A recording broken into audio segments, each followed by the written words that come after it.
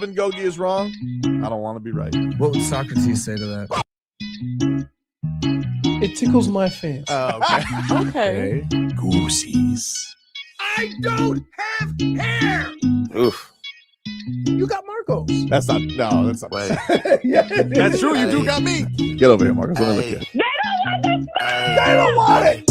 Tobin and Leroy, ready to deploy. Had to hit it with a little journalism, but that was a decoy. Better have about me, boy. Okay. Leroy and Tobin, hold to the show, man. Still to the stars with the show, and till then his half moon open. Sometimes go taste like a snowman. No proof, I'm a lie about a molding. No proof. Like I always wanted him, I never hated him, I never traded him, and if I did, I never ever traded him. You know what is a star? Like another city, the driver's side floor. Gucci a large, so many more. 10 in the more, never a bar. Hey, 10 in the more, 2 to the P. Nothing to you, but it's something to me. Handsome as ever, and cute as could be. You can watch it on YouTube with view for free. Hey, this one time for the Twitch. This one time for the text. This one time for the phone line. Whole time, wonder what they gonna do next. You know, I just wish you guys would stop the quibbling. Oh, hockey. Hockey. I know. It sucks being in a situation where every little misfortune, bad bounce. I saw a puck bounce off 17 people, hit Bob in the back and go in. And it's so important. It just hurts that much more. It's just this sport is such a cruel bitch. I mean, it really is. It just the elation that I had when they tied that puppy up, and I was like, "Here we go! At least get one. We're gonna get a point, right? You're gonna get a point at least." Right. Just weaving through everybody. Islanders just stick a dagger right in the Panthers' chest, and they're like, "Hey, enjoy Cancun, cats." Yeah. I think their goose may be cooked, Leroy. It just seems like everybody's getting back. They play with a lot of, they had so many opportunities. You're just like, I'm watching and I'm like, there's no way they're not going to score. Like, it was so hectic even before when it was 3-3. Yeah. I'm like, oh my goodness. And then it happened. I can't believe like this is what this season has been. I mean, probably should have known by training camp when we lost our captain in the midst of a drill that this was going to be a tough year. But I'm so busted about it. And shut up, Ricardo. How do I feel about it? Not great, dude. How do I feel about Bob giving up 5? Awesome. How do you think I feel, buddy?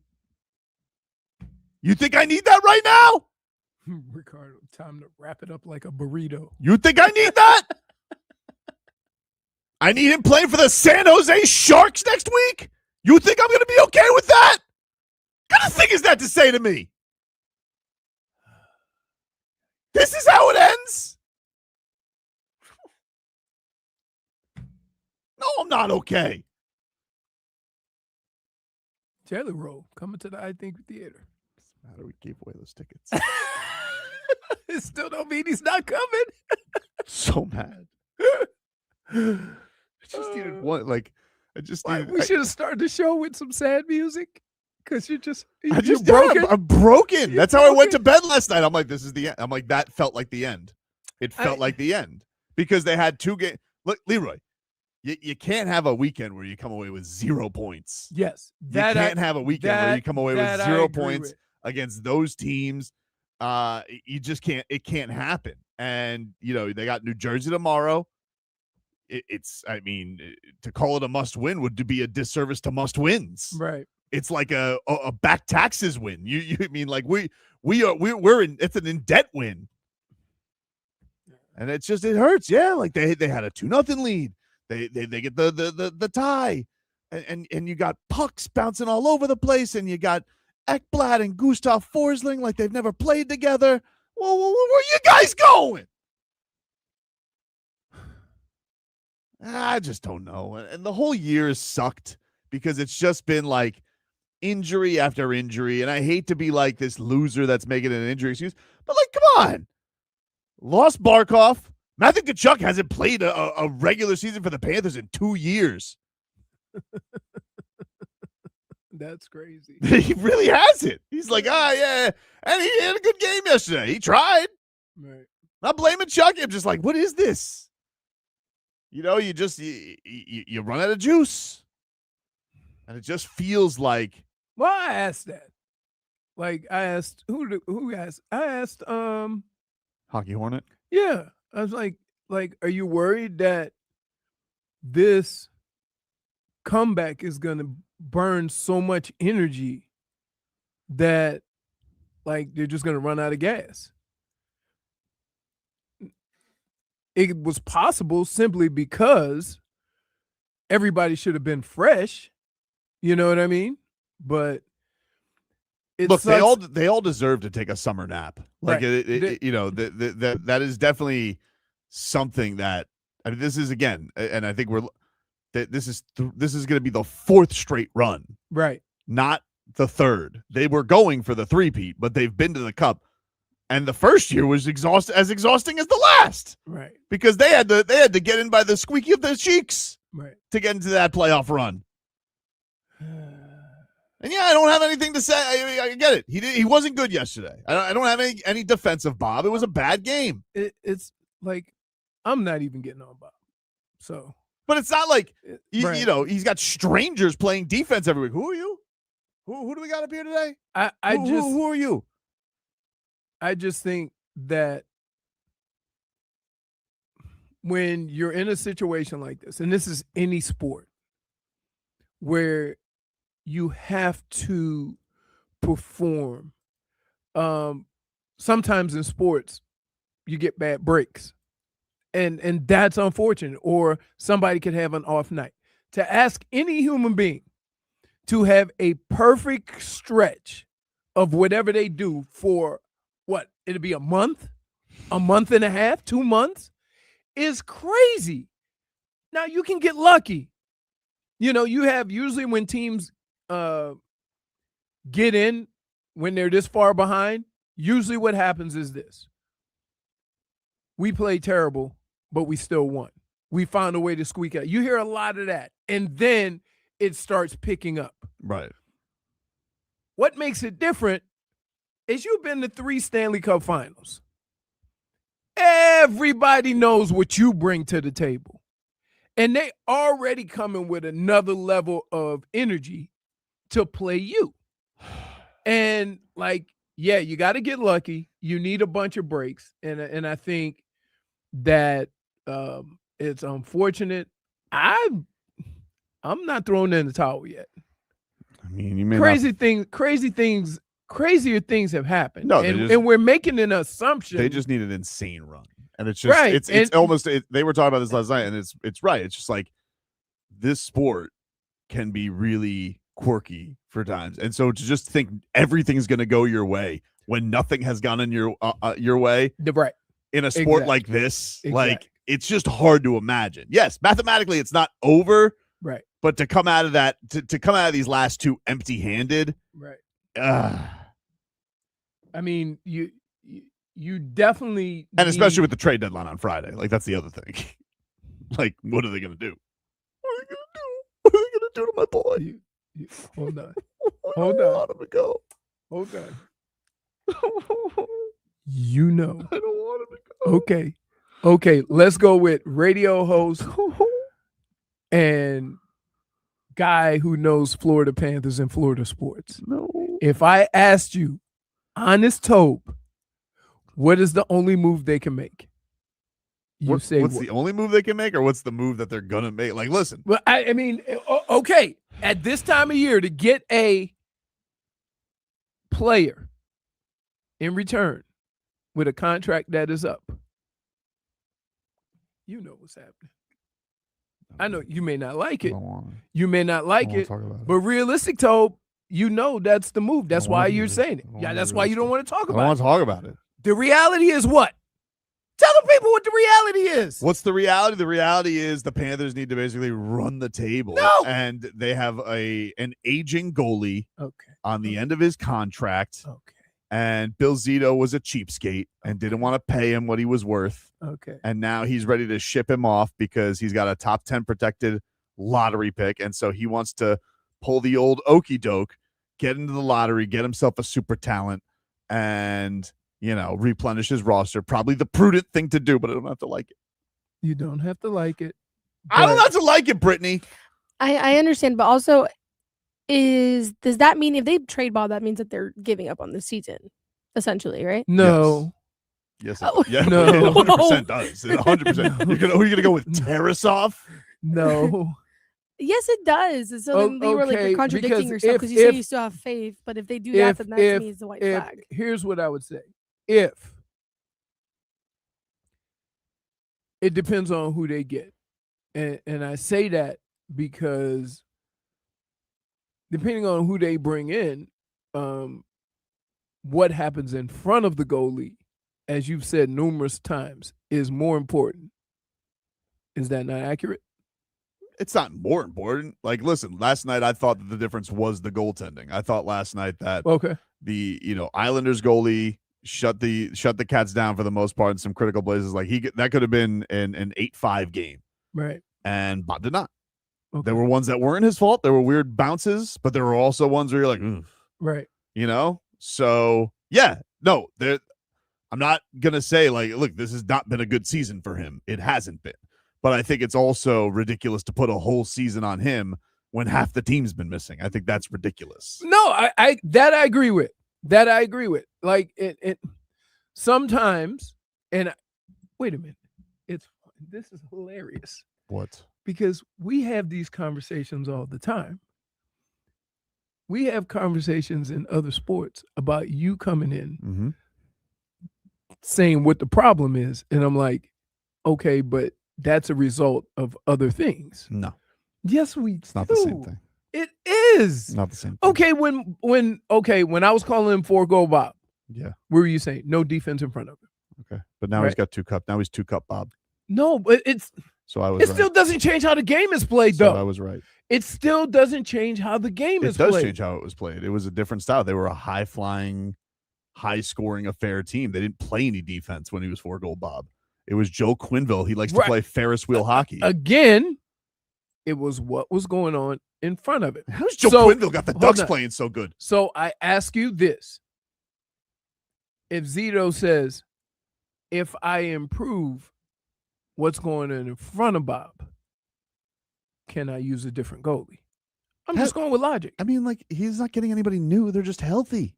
Okay. Like, Seth Jones isn't like, you're not getting anybody new, Leroy. Seth Jones is locked in. Aaron Ekblad's locked in. Okay. Gustav Forsling's locked in. Kulikov just got back. There's nobody new coming. It's the same guys. All right. He just wanted to do this whole thing of, I got the son of Bob's mentor. Maybe, listen. And listen, Tarasov, objectively hilarious because he told he was asked about what happened because he got a terrible goalie interference against him on Friday night, and he told reporters, "I don't know what the refs are smoking," which is a great quote. But I'm not gonna like it. I don't trust it. I don't think it's right. I think to bury this season and at the end of the eulogy is we traded our legendary goalie. Sorry. It's like, really? We did that with the captain gone, with Tkachuk doing more hobnobbing than hockey this season? That's what we're putting we're resting this at the feet of Bob. Okay. Hurts, man. I just needed that win yesterday. I mean, it ruined my weekend. Of course. What? Don't look at me like that, Brittney. It ruined my weekend. Brittney, this is how we have to console him in these times. And you just kind of, help as much as you can. I don't know that you're helping much, Leroy. It's not helping. Yeah. It's good. It helps me great for him. Bob being an LA King. I can't wait. Yeah, it's great.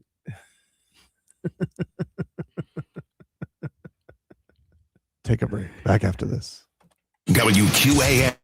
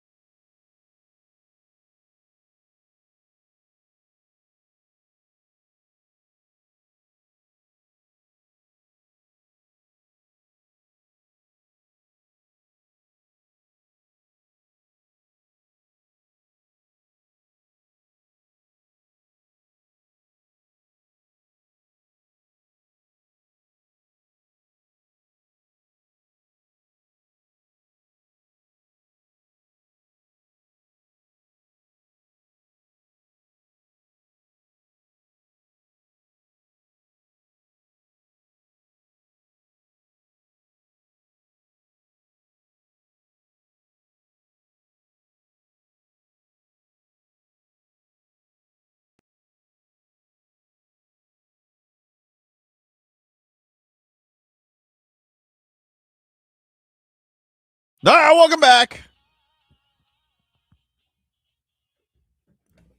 Tobin and Leroy here with you on FM 104.3 WQAM. I want to tell you about this new contest we got going on for you who want to listen on the app. How would you guys like to go see Metallica with a friend at the Sphere in Las Vegas? All you have to do is listen to WQAM on the app. To enter, log into the free Odyssey app now until March 8th. You'll listen for 1 hour or more, and you'll have a chance to win. Come back the next day, you'll get another chance to win. One chance per day, as the winner receives airfare for 2, 3-night hotel stay, and tickets to see Metallica at the Sphere in October, all thanks to Q Prime. For more info, go to Metallica.com. This is a national contest. Schmeathan says, I'm waiting for Mike Tyson tickets. I think he was already here, Schmeathan. I think he was. I feel like he was already here. I saw that Floyd Mayweather signed up for another fight over the weekend. I think he's fighting a kickboxer. I think we can confirm that he's broke. You think that's it? Well, I mean, if you're fighting Mike Tyson on Netflix and you're fighting Manny Pacquiao on Netflix and now you're also fighting a kickboxer on Netflix, I don't know if that one's on Netflix or not, but it feels like he's trying to square up some things. Just saying. I don't know. Just saying. I was like, man, 3 fights? You go from 0 fights to 3 fights? Yeah. It's a lot of action, dude. I mean, like, the thing that I hate about all of this is why, when we actually want to see fights that matter, nobody wants to fight. And now we're supposed to be concerned with all these fights, right? Like I mean, Floyd versus Pacquiao, guys fighting. that's same. Yeah. So maybe I don't have a problem with the old fighting the old. I mean, Mike Tyson's a little too old to be fighting, but Manny Pacquiao did just fight, and he fought Mario Barrios, who's no great shakes, but like he is a guy in his prime, and Manny Pacquiao looked okay. Like he didn't look, he wasn't in danger. So I don't imagine either guy's going to be in like tremendous danger in this fight. right. But yeah, I'll get you. It's like, it's sad. It's nothing new. Boxing has done the over the hill fight forever. Right. You know, when Roy Jones was getting knocked out in Australia, you know, it's like it's been around, but it is like a little bit like, oof, all right. How, like, where did all, like, your Money Mayweather, where did it all go? Right. You know, it's crazy. Like, people, I just saw a clip, and listen, he's not the greatest source to take because, well, it appears like he is pretty phony about some stuff. Saying appears, but Logan Paul said that Floyd Mayweather still owes him money from their fight, and that was 6 years ago. So, but it is Logan Paul, so take it with a great grain of salt. Why would he lie about something like that, though? I don't know. That doesn't sound like, there's stories, and then I think people in the crypto world would tell you that Logan Paul loves lying. I think that's what they would tell you, that Logan Paul and lying is like peanut butter and jelly. Like, it just seems like it goes together. So he's not like his brother. Well, I don't know. His brother, what is his brother had something over the weekend too. I forgot about it, but I was like, oh, is the jaw starting to get I don't think he should fight again. He got his jaw broken in 2 places. He said that he had to get him re-put. Yeah. He almost had to redo his face, basically. Dude, it was crazy. It got snapped in 2 places. Pretty crazy. Should mention, to give you some headlines here, brought to you by Doral Kia. You always pay less with your Pricito at Doral Kia. Visit us at Doral Kia or DoralKia.com. We will get to the Heat. 15 minutes of Heat going to come up in about 5 minutes, but some news over the weekend. The Marlins beat the Nationals 3-0. Heriberto Hernandez went deep for the Fish. They take on the Cardinals today at 1:05. But a lot of bad injury news for the Fish over the weekend. Kyle Stowers, hamstring. Yeet! So that's at least a 1 to 2 weeker. That's why they don't run him out, folks. Top pitching prospect Thomas White. He's out 3 to 4 weeks with an oblique strain. There was some thought maybe he could find his way into the rotation at some point this year. And then last year's number 1 pick, Ava Arquette, he had core muscle surgery, and then that's the worst. He's out at least a month, maybe 6 weeks. You know who had that? Who? Robert Smith 1 year. Oof, he really? had the he had to get the, what do they call it? The little bag, because he had a tear, and they put a mesh bag in there to. Really? Yeah. That's crazy, dude. Yeah. How did what? Why? It's You just just like tore it. You tear, like anytime you use obliques like that, you tear, you have a chance. That's why,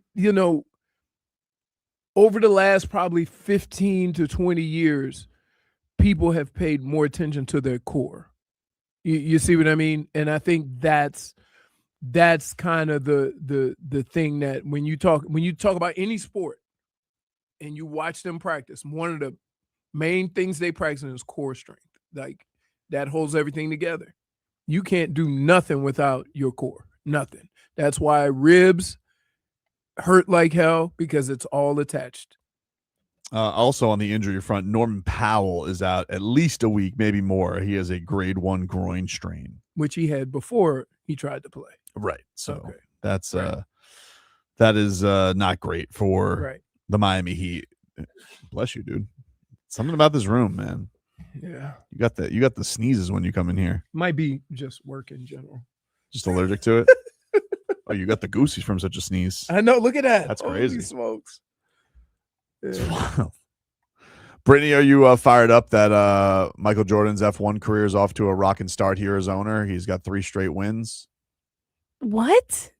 What do you mean? I saw that on TV that Michael Jordan won racing again. He owns 3 cars in NASCAR, and one driver won the first 3 races, and that he's on his team. Yeah, so you're not fired up about that? That's NASCAR. That's I NASCAR. don't like NASCAR. Hey, NASCAR. Here. He's gonna. No, he's just doing a bit. Just don't sit there. He's doing a bit. He's doing a bit. IndyCar and Formula One are for the tea sippers and wine drinkers. Okay. NASCAR's for slits and Bud Light. Oh, so it's beneath you, you're saying. I never said that. You think NASCAR's for the rednecks. Never said that. NASCAR's rednecks, guys who think they could go in their garage and build the same engine. All right, sorry. I thought you'd be fired up. I thought this is going to expand racing. Michael Jordan winning in F1. I thought you'd be excited. No. He's winning in NASCAR, so. Oh, it's not the same. No, not even close. There's no crossover whatsoever. Not at all. You sure? Yes, I'm sure. Has Michael Jordan tried to buy an F1? No, I think that's too rich for his blood. He just made $3 billion from selling the Hornets. How rich can this be? It's a very rich sport. Man. All right. $3 billion? It's a really rich sport. And he owns a piece of Nike? Who? Michael Jordan. That's what he's got to be rich enough to get into F1. No. I don't think so. That's why, like a lot of teams are owned by the car places themselves, and then they have sponsors. Whereas NASCAR is owned by, they have, people, and then they get the engines and stuff. It's like, yeah. First of all, Formula One goes all over the world. Yes. So you're spending $200-300 million just getting your cars there and your people there a year. So start there. So it's less efficient than NASCAR. What do you mean less efficient? Well, it just seems like it's more about the people, No, it's more of a worldwide sport. Is it? Yeah. Yeah. All right. Now it is, and it used to not be. Now it is. Sounds like you guys aren't very happy. Well, it used to never Michael come Jordan. to the U.S. Yeah. You used to only be in Europe. Sounds like you guys aren't very happy for Michael Jordan. It's not that I'm not happy for Michael Jordan. It's just that I don't Not his really thing. care. Wow. All right. I mean, I thought you'd be fired up for the world of racing. I am for the world of racing of F1.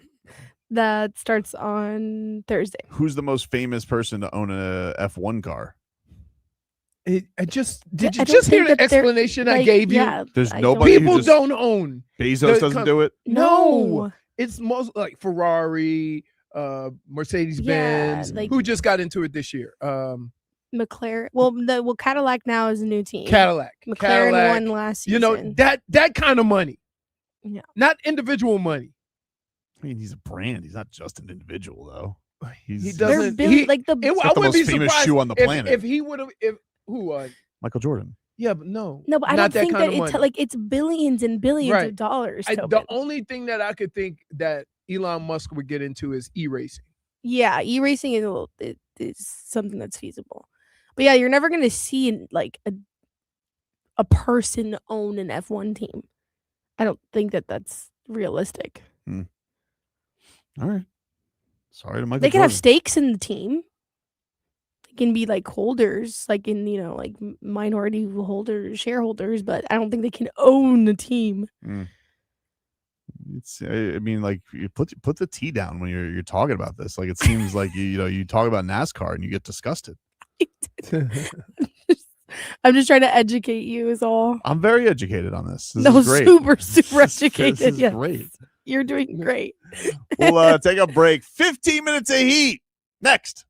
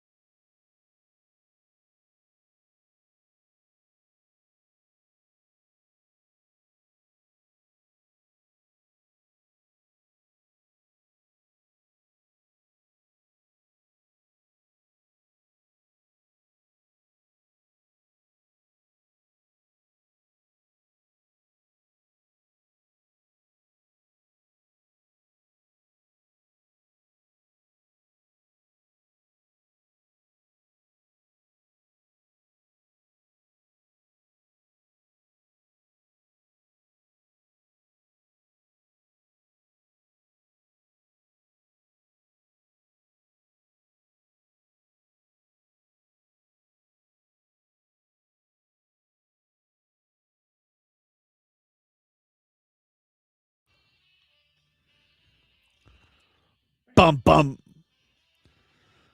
15 minutes of heat brought to you by Doral Kia. You always pay less with your Pricito at Doral Kia. Visit them at Doral Kia or DoralKia.com. I'm the Heat. They beat the Houston Rockets on Saturday afternoon, 115-105. What a game. Game had a little bit of everything. We had some excellent trash talk back and forth between Tyler Herro and Kevin Durant. Which is Tuesday for him. Kevin Durant? Yeah.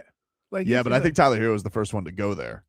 Okay. I think he's the first one. And when I say there, I mean the burners. I think he's the first person to talk about that with KD. Because it was really funny, though. It was like kind of a slow build, Leroy. It was weird because we're like watching it, right? And you could see like they were starting to chirp at each other because they doubled Kevin Durant. It was Bam and Tyler. They double Kevin Durant, and then the ball goes out of bounds, and it's initially ruled Heat ball. And they're like, nah, challenging that. And it ends up coming back to be a foul on Bam. But as they're going to the they went from out of bounds to foul. Yeah, they could do that in the review. So you got to be careful when you review because you might be some other stuff. Right. Well, the Rockets are the ones who challenged it. No, I know, but I'm just saying. So the Rockets challenge it, and as they're doing it, like you could just see Tyler and Kevin Durant are starting to jaw back and forth, like as they're going back to their benches. And I was like, huh, all right, that looked pretty animated. What's that all about? Because it was like it seemed he was like, oh, it seems to be a little bit of a thing of brewing. So the review, they go there, it takes a little bit of time, and the review comes back, it goes the Rockets' way, and then all of a sudden Kevin Durant and Tyler Herro start getting into it again. Like they start jawing back and forth. Now Kevin Durant's like over by the Heat bench when this is happening, and you can see Tyler Herro. I'll bring up the video here from my vantage point of him like confused, like why Kevin Durant is still this bothered by a little bit of trash talk. Because it seemed like Tyler Herro, according to the Twitter lip readers and some of the studio mics that picked up, that it was just a simple, hey, you can't play defense. And then Tyler Herro may or may not have called Kevin Durant the B word. And then all of a sudden they were going back and forth on that. And so then all of a sudden, when they're back at the benches, more chirpery is going on between the two. And you're like, whoa, this looks like it's getting a little animated between KD and Tyler Herro. And then Tyler Herro, it looks like it's about to cool down. As you can see, Kevin Durant strolling over towards the bench here, Leroy. And he's talking, and you're kind of getting a look at all the young guys. And Tyler Herro looks like he's trying to deviate and trying to calm things down. And then all of a sudden, he gets that sly smile, and Kevin Durant's walking away, and he says something that makes Kevin Durant really pissed off. Andrew Wiggins steps between them. Then everybody like kind of stares at each other for a little bit. And then KD's got more words for Tyler Herro, does the finger point into him. And I think Tyler Herro just keeps calling him the B word at this point. And then they're both teed up, which is the thing that Kevin Durant was, by the way, most upset about. It's like, why can't we just talk trash? I didn't know you get fouled for every tech, or you get fined for every tech. Well, here's what happens. You have to call techs because you don't want it to escalate. That's part of controlling the situation. Mm-hmm. 2 techs, you're out of the game. So the next time they go at it, they have to be a little more discreet. Well, he was discreet. And that's why you called the techs right then and there. I believe then KD at one point hit a 3 over Tyler and then called him the P word. At least that's what according to the lip reader said. This is, of course, after Tyler Herro mentioned. Who's the lip reader? People on the internet. People on the internet. This is all people spent their time doing. It was very obvious what he called it. Yeah. All right. I saw the video. It was very obvious. Okay. Because like, you're watching a game with somebody, and everybody has that friend that knows what they're saying. Yeah. Well, I couldn't see that. I was boots on the ground. I couldn't see the close-ups. I was just like, oh, this looks like it's getting chat. Now, at one point, it did like calm down because KD was at the free throw line, and it was funny because Tyler Herro was he was behind Kevin Durant, but behind Tyler Herro was Amen Thompson. Because if you remember last year, Amen Thompson was the one who threw Tyler Herro on his head. A game, by the way, the Heat also won. Right. Tyler Herro started stirring up stuff with the Rockets, and them winning the game appears to be a trend. We're 2 for 2. Now, Ahmed Thompson did. Now, this is what 100% drives me crazy about this team. They can beat Houston. Yeah. And then lose to. I'm very terrified about this week. Got 2 Nets games. Very nervous. Very nervous. So yeah, they started like they had while Kevin Durant was taking free throws, it looked like things had started to finally calm down. Right. But you know, they hugged it out afterwards, and then this was Tyler Herro after the game on what had occurred between the two of them and explained, you know, just the back and forth. What led to the verbal back and forth between you and Nothing crazy. You know, I know Kev a little bit. Just competing. You know, I feel like as a team we didn't have an edge to us in Milwaukee or Philly. So I was just trying to bring a little edge to it. Did you feel like it worked? I mean, we won. The team responded. So we were down 14-4 at the time, I believe. Was able to just get some fire going. I feel like we're at our best when we got guys in here that are on edge. Sort of a mentality when, like, again, like what happens in the game, like, stays in the game? Because obviously you and KD embrace after the game. So it's just sort of like what happens. Yeah, we're competing at the end of the day. He was saying I couldn't guard, and then I said something to him, and then it's like, but we competing. At the end of the day, you want to be able to play against the best players in the world and compete like that. That's what I live for. I love to compete. When you said you couldn't guard, what did you respond with? Ask Kevin. What? Like, I don't understand. Mm-hmm. Everybody knows that the trash talk was R-rated. Mm-hmm. Why ask? Well, listen, there's a chance that we like to call that in the media business, Leroy, setting the record straight. Not really. It is. You can go because but by the time he got there, all the lip readers had told you exactly what was said. Well, you could go by lip reading. That's why everybody goes like this. You know, they cover their mouth. We're just giving a chance to set the record straight, Leroy. I got you. All right. You know? Yeah, all right. But it seems like all's well that ends well. And I think these guys have known each other for a while, too. Yes. Kevin Durant was like a Tyler Herro fan coming into the league. They're like, how can I explain this? Remember how you would tell you stories about how in practice we would get into fist fights and then go to dinner together? Sure. That's sports. Mm-hmm.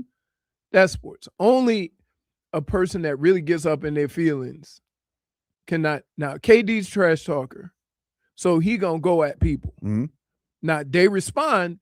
Sometimes old guys find that fun, right? And so then they, you know, do the macho thing and point fingers or whatever. Yeah, he didn't. Then after the game, dap it up. See you next time. I don't think that he minded Tyler Herro doing it. I don't think he liked when Myron Gardner started doing it. And Myron Gardner seems to be bothering everybody around the league from what he's saying. So because nobody knows who he is. So it has nothing to do with Tyler, which is why, you know, just like relax, man. Anyway, getting to the game, the Heat. Right, yeah, we let 15 minutes of Heat went 14 and a half minutes, and we ain't talk about the fact that they beat Houston, a good team, which pisses Leroy off. Why does that piss you off? You know why? You should be happy. Because when they played Utah, who was trying to lose, they couldn't win. I thought you'd be happy because did you see how they closed? Kel'el Ware played all the fourth quarter. Which, let's update our records. When Kel'el plays more than 15 minutes. Yep. Okay. You want to send a message now? What do I have to send a message? It seems like the message got there loud and clear. Okay. Good. Seems like the message got there. For athletics and nowadays athletics to be so, you know, into stats and analytics and all that stuff. I'm having a hard time believing they overlooked that simple fact that if Kel'el plays more 15 minutes, less than 15 minutes, we suck. Mm-hmm. Okay. I just, you know. Stolen McGrib says they're going to go 1-1 against Brooklyn. I can't rule it out. You never know with them. Is that the most frustrating thing of about course. This team? Yes. You know when it happens? Every time you start feeling anything positive towards what happened. That's right. So how are we feeling? I feel great. I think it was a good win. They don't. The thing that is a little weird though is the Norm Tyler thing is just never going to be a thing, and it's now odd that all right, Norm's out. Now Tyler's back in the starting lineup. Now Jaime can be back to his regular self off the bench. He was really good. Right. Pelle Larson. Oh my God, did Pelle Larson have a game? This Pelle Larson, man. First of all, that Şengün. I'm sorry I have to say this. That guy may be the softest guy in the league. He may be the softest guy in the league. Tremendous offensive talent. Wait, but everything about him seems soft. He may be the softest player in the league when it comes to being big man. Like Pelle Larson sent his ass to the wood, and like he looked like he was about to cry for his mama. And he's a big boy. He's a big boy. He's not tiny. Yeah. And Pelle Larson put those Swedish shoulders into him, sent him flying. I was like, whoa, Pelle Larson. I love that. And I you know who else I got to give props to? Big balls on Andrew Wiggins this game. Andrew Wiggins gets the mouth split open because this Şengün thinks he's John Bones Jones. He get out here like a whirling dervish just throwing elbows. You won't do it on defense, but when all of a sudden it's offense, all of a sudden you swirl around, bang, hits Andrew Wiggins right in the chops. And Andrew Wiggins and they had to bring out the hazmat suits to scrub up the blood. They're like, hey, I'm telling you, it doesn't feel good when you gotta get stitches in your mouth. You know why? You play with it. You play with the strings, the stitches, I did it for 2 weeks. When I had my stitches here and then inside. All I had to do was I had to get rid of the mouthpiece in my mouth. Yep. And get the one that covers your lips. That's it. Back to play. RVA Richie says he puts the goon in Şengün. I mean, he doesn't seem like he's very physical, to be honest with you. No, he's not. On defense, he's not. I mean, this was part of the Kevin Durant burner gates. Right. Like half of it was ripping Şengün for being so terrible at defense. I'm like, man, he really is bad at defense. I mean, Bam Adebayo blew him like he blew. Excuse me. I apologize. Bam Adebayo blew by him. I'll take my -1. It's well deserved. Hey. Just to be clear here, Bam Adebayo blew by Alperen Şengün. Hey. -1. Not for nothing. For making it weird. One word For makes butchering all the English. difference. One word makes all the difference. Oh my goodness. What are you doing? Anyway, Bam Adebayo went right by Şengün like he was literally non-existent. Right. And so then they're like, Şengün, why don't you go guard Pelle Larson? He goes, all right, cool. And then Pelle Larson's just like, why is he having a problem guarding? Because he can't stay in front of he can't anybody. stay in front of anybody. And when he does, he falls over. Right. Amazing offensive player. Like the guy has, I mean, great vision. People say he does Joker-esque things, but my goodness. I mean, I wouldn't deem Joker to be soft. No. He's soft. Oh my God. Did you see Joker go crazy this weekend? Lou Dort tripped him. And he about lost his mind. Oh my God. He lost his mind. It was great. It was great. It was great. But we did get Bam and Kel'el closing. Great game by Bam. Great game by Kel'el. Both with double-doubles in the game. Bam, 24 points, 11 rebounds. Kel'el, 13 points, 15 rebounds. This was Bam after the game. This was him on what he thought of the pairing of him and Kel'el together. I want big fella to be out there. I feel like he listens to me. Sometimes, he kind of ignores Spo.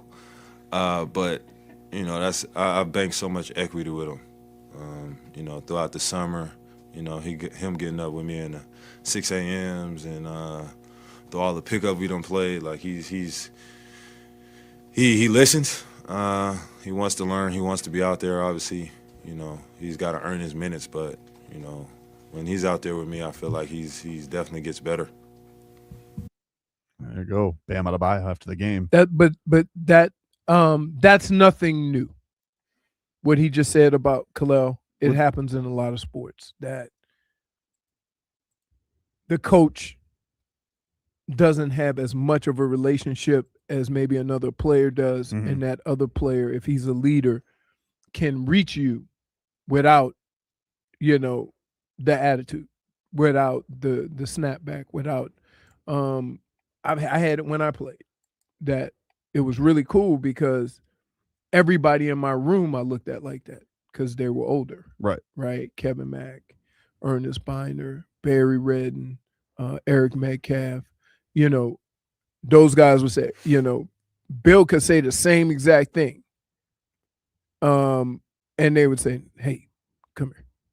This is, and I was like, okay. Just came to you clearer. It was or because in a better place. Sometimes you can hear the same words from a peer and it resonates more than hearing it from a boss. Mm-hmm. Just because.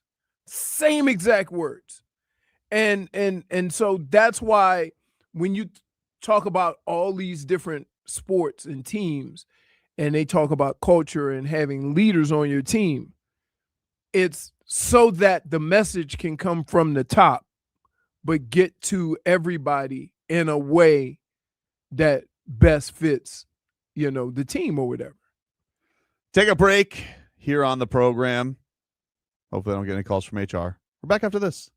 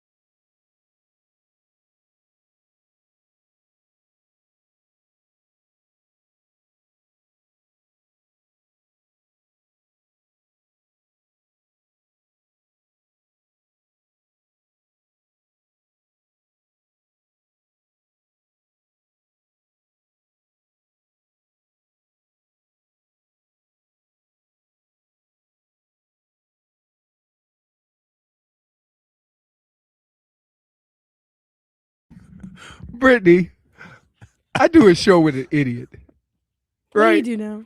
So he says, going down to Key West And so I just said the Keys. to the Keys. I said, you're gonna he says, I'm gonna go snorkeling. And I said, you're gonna catch some lobsters?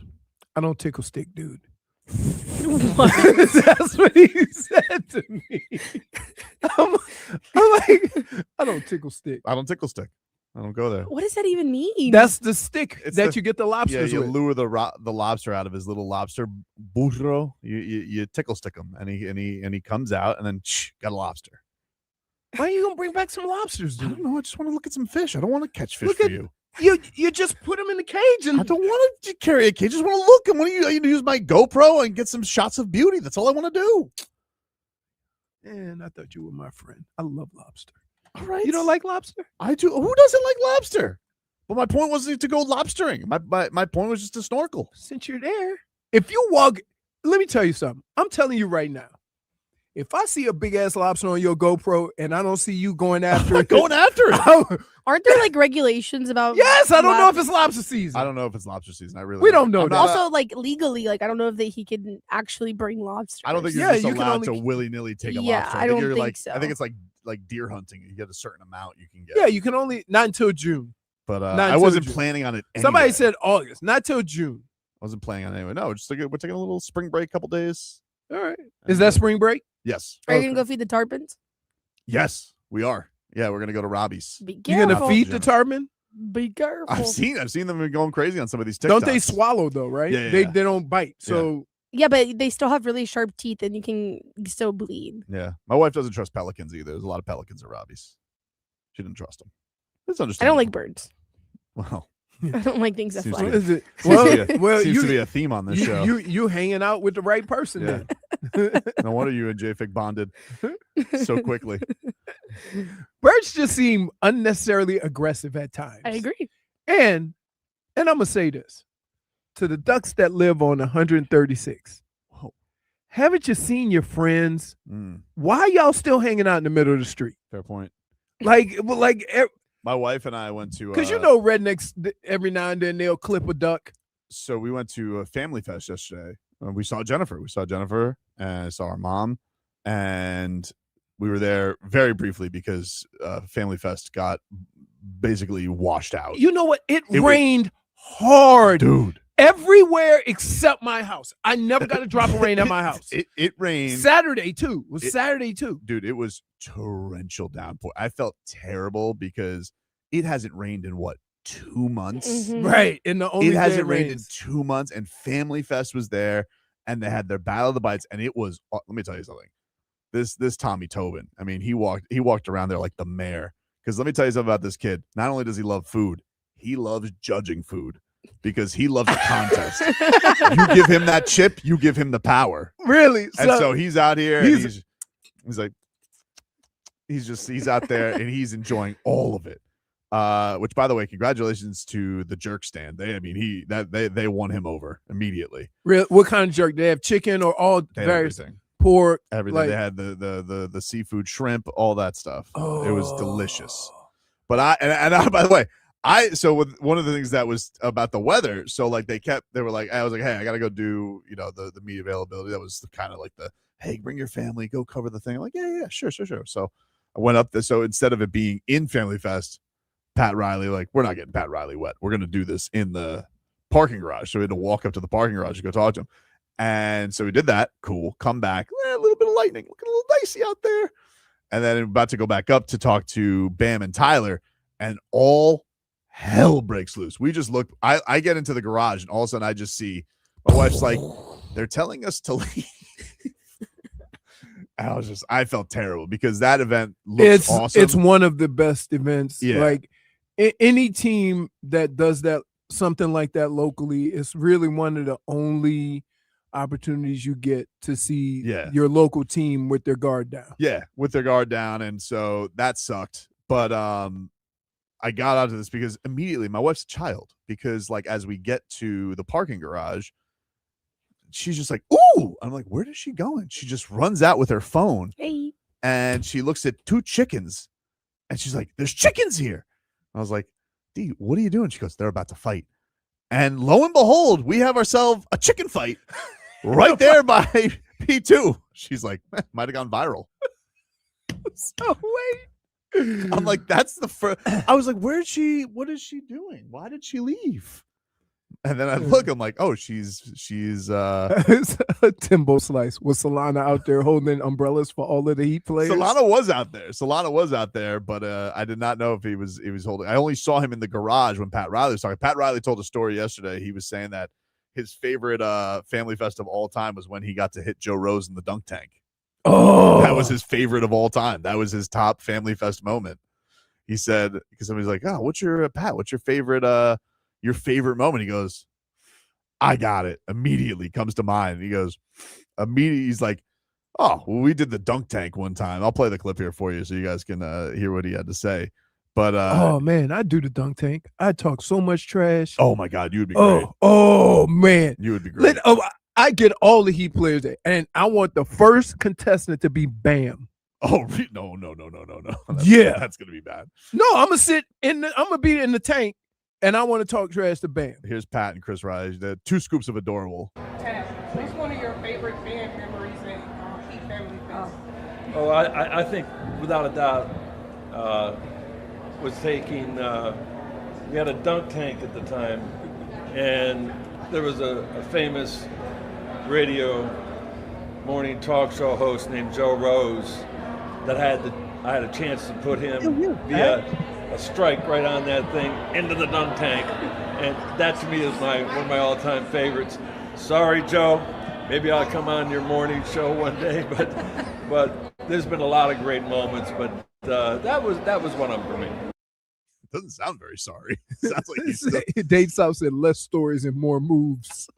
It's too late. Let the man tell his stories. Dade South. He's having a good time. Cat for Life says we need a dunk tank, bro. I was in a dunk tank one time. Wait a minute. What? That is not true. I'm a little behind, but Leroy wants Tobin to get him lobsters, knowing he would never do the same for Tobin. That's not accurate. You would go tickle sticking for me? If I was in the Keys, in the water. These are two things that are already not going to happen. That's kind of his point. No. But if I was somewhere, right, and I saw something that, Tobin would like this, I would definitely get something. Yeah, I'll get you something from the Keys, but I'm not going to go tickle sticking for you because I'm not. I don't want nothing from the Keys. I want, if you're not lobster. You want lobster? Yeah. Should Lobsters we do? are awesome. Would you go lobstering with me? How deep? I don't know. I can swim. I've never done it before. I don't know. I can swim. I'm gonna call him. You know what? I know who would be our perfect host. Oh, Steve. Steve? Oh yeah. Does Steve use the tickle stick? I think Steve just walks barefoot into the water and grabs a couple of lobsters and cook them for dinner. I can see that. Like he's like, and then paints. I'm telling you, how can I put this? He's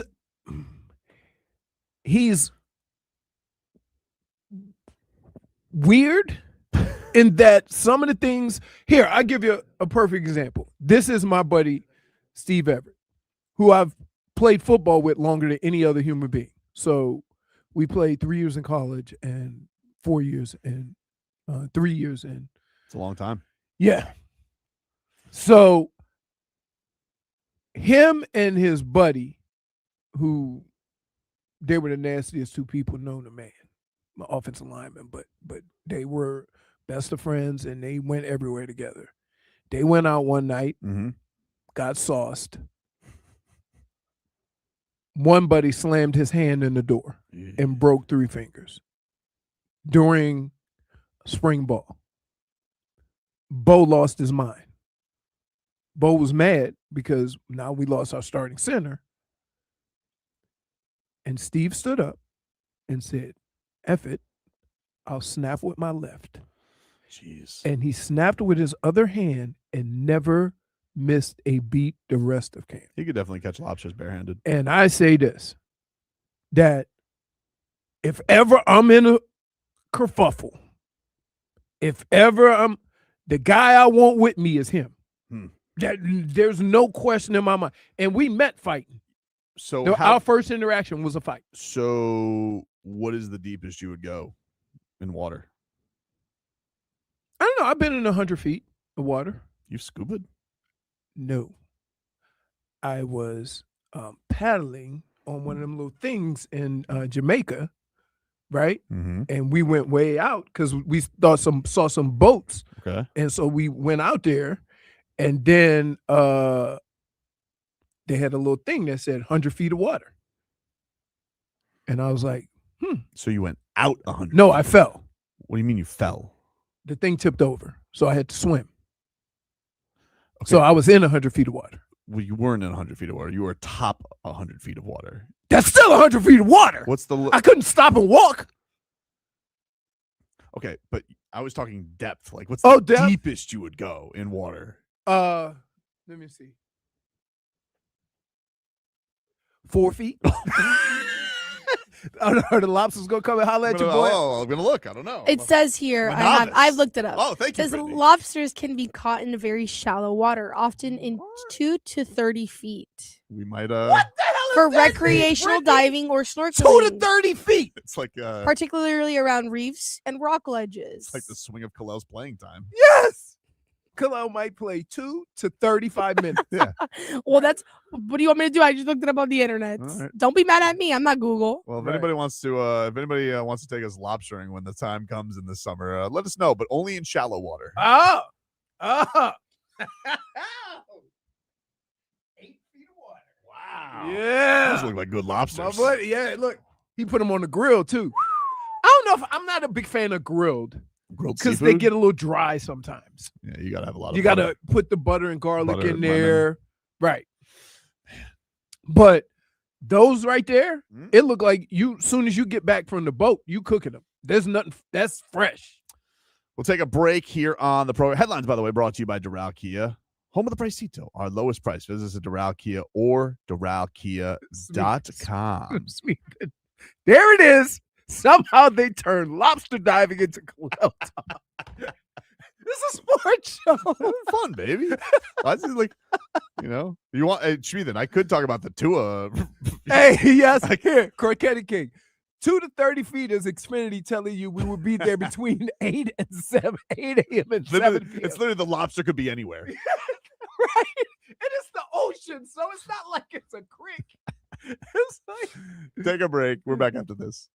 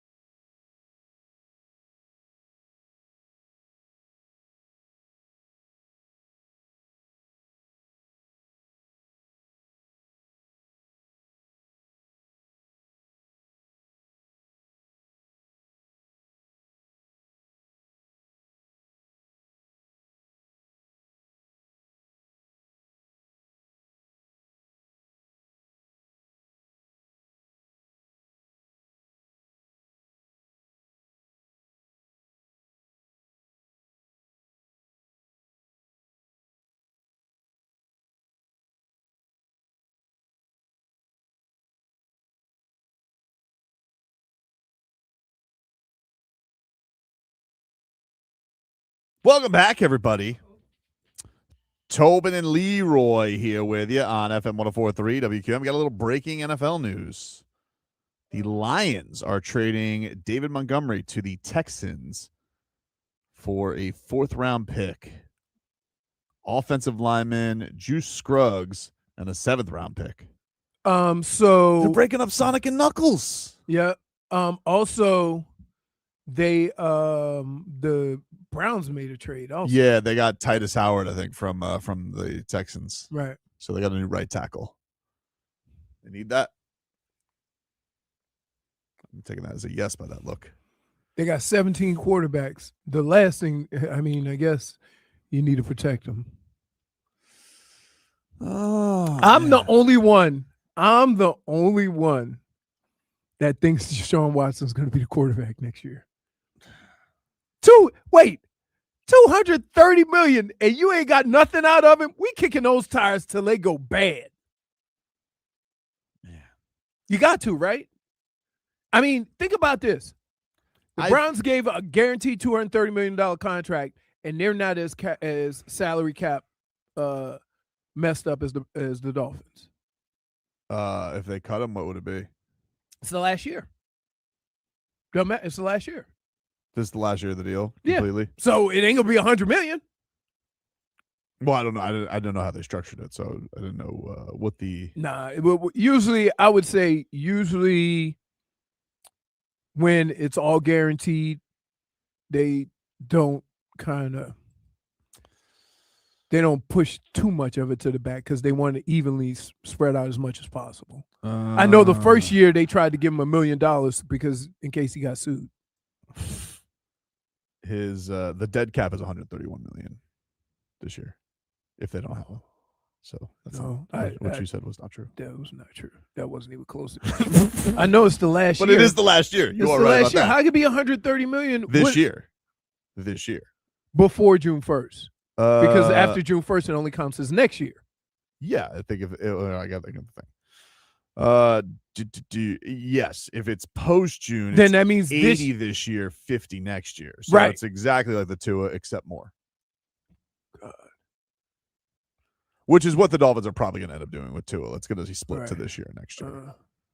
Man, wow, it was a bad deal, Leroy. It was a bad deal. That was a lot worse than Tua's. Yeah. Well, I happen to listen. I have to follow and talk about two teams that have single-handedly made the two worst, or that are in the two worst quarterback situations ever. Ever. Do you think, by the way, happy birthday to Tua. His birthday? It is his birthday. Not even 30 yet. He's 28. 28. He's lived the life of a 40-year-old. Do you think the Dolphins social media accounts wish him a happy birthday? Yes. It's standard practice. Yes. They do. They're going to do it. They do. Because here, as so many people have said, Tua's not a bad person. They don't have any beef. Just hasn't been a good quarterback. No, but also you know what those comments are going to be like. I would say. Do you think this is one of those situations where separate the person from the talent, or we tend to, as fans, if a player is playing great, he's a great guy, and if a player sucks, he's a terrible guy, and that's not a good place to be. Yesterday was Tyreek's birthday. Did they wish him happy birthday? No, but he got released, so he doesn't count. He's off the team.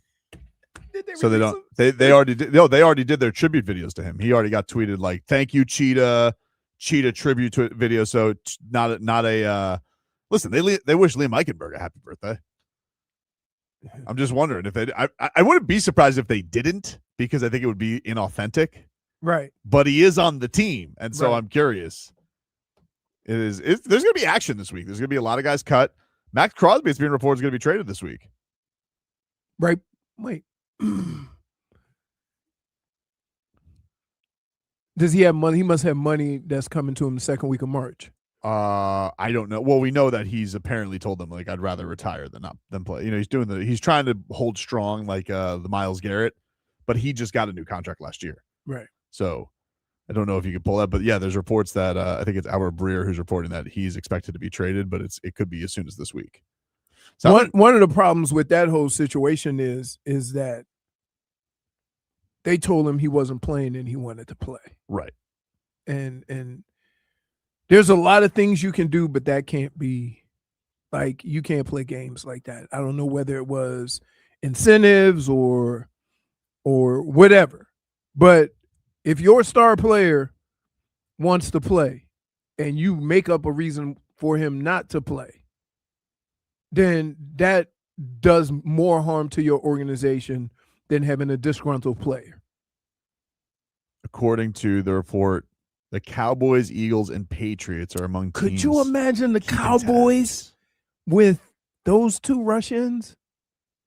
Oh, they get the guy like what with their draft pick, or who did they get? Who did they just get? They got a D. Didn't they get a D tackle? They got Quinnen Williams from the Jets. Quinnen Williams. They got Quinnen Williams and then Max Crosby. Crazy. Well, it is off the. I'm not surprised. This is, everybody just was hobnobbing at the combine. I'm sure there's going to be a lot of moves. Yeah, that's a good point, Timbo. What's that? What the hell's going on with Wilkins? I don't know. Haven't heard anything. Nothing. Haven't heard a damn thing about Christian Wilkins. I don't know. I have no idea. But that situation is so Raiders, right? It is so Raiders, but I don't know. I don't know what's going on with that. It's a very strange thing. It's a very strange thing that we haven't to not have any resolution to There's it. usually always talk about what happened, what's going on, how it happened, the story behind the story. Nothing. Well, weren't they trying to get rid of him with cause? Yes. So like that, there has to be some kind of decision on that. Yeah. Like how long can they drag that out of a guy not getting his money? I don't know. I mean, I've never, sports has changed so much. When I played, there weren't these situations like this, right? There have been holdouts, there have been stuff like that, but not like this. No, it's crazy weird. You give a guy a bunch of money to come here, now you don't want him no more. Let's find a way we don't have to pay. The other thing that went behind it too, because it was so strange, because it was a fresh off of them giving him $100 million contract. Then they got a new front office. Brady seems like he took more control of things. Even with Pete Carroll barely lasting there. Right. It seems odd because they also were like, oh yeah, and he had some weird things with some teammates. They were saying somebody didn't somebody report that he tickled somebody's toes or something like that in a meeting. And you're like, was this real, or are you guys just trying to kick dirt on the guy's name because the injury thing? Like, what I hate that when you make a decision, you try to justify it by knocking down the other side, right? So the Raiders could have just said, we got probable cause, that's it, right? And we're going to go through the process. Why put it out there so you can get support? First of all, you're the Raiders. Even if you have a legitimate reason, everybody's going to not believe it because you're the Raiders. That's the track record you built. Right. And so just go on and let the process happen. Don't say nothing. And keep it above ground. Don't hit below, and try to do something like this, because in most of these cases, it never works out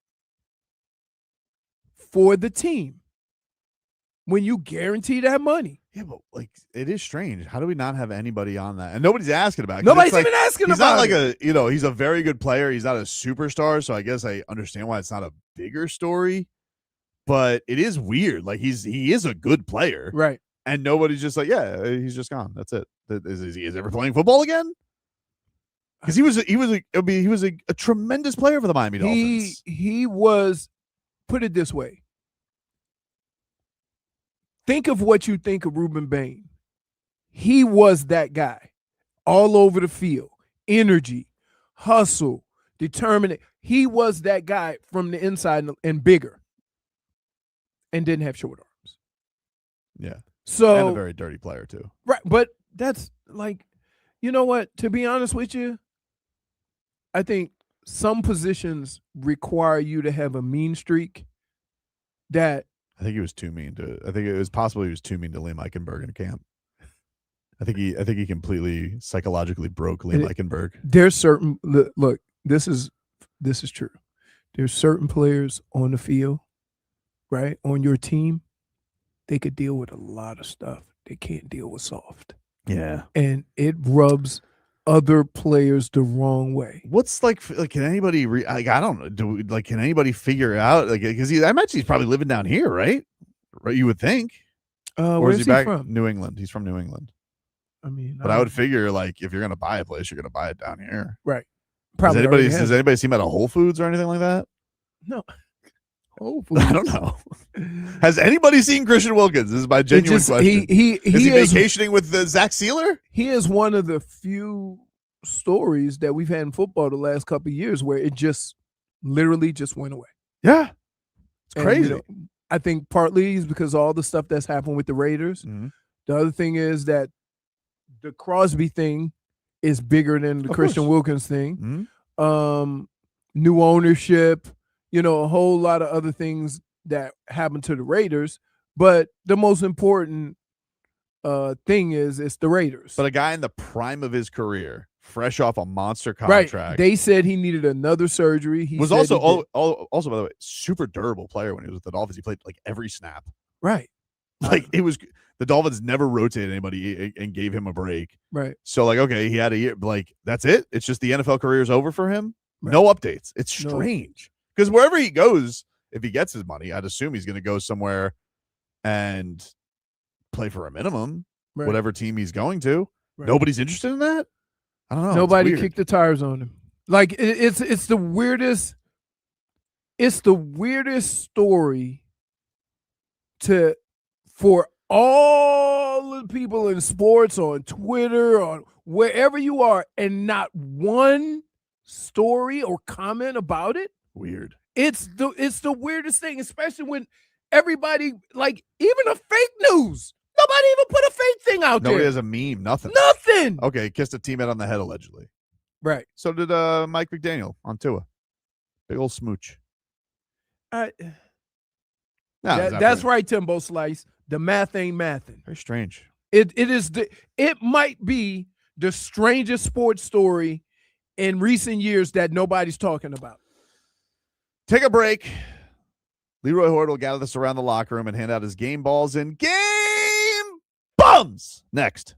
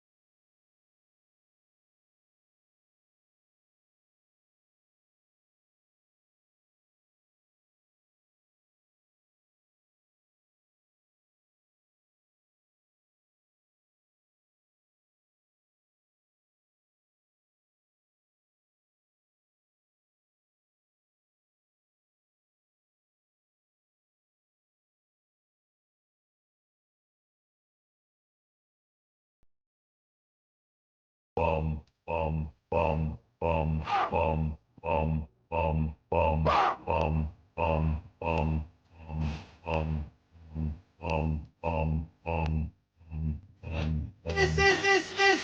guy's a ball.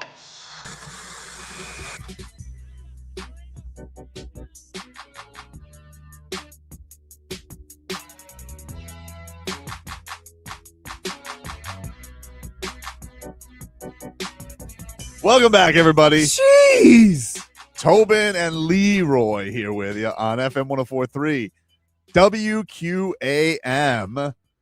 Leroy, hand What's out up? your game balls and game bums, dude. All right. I'm going to give my game ball out first.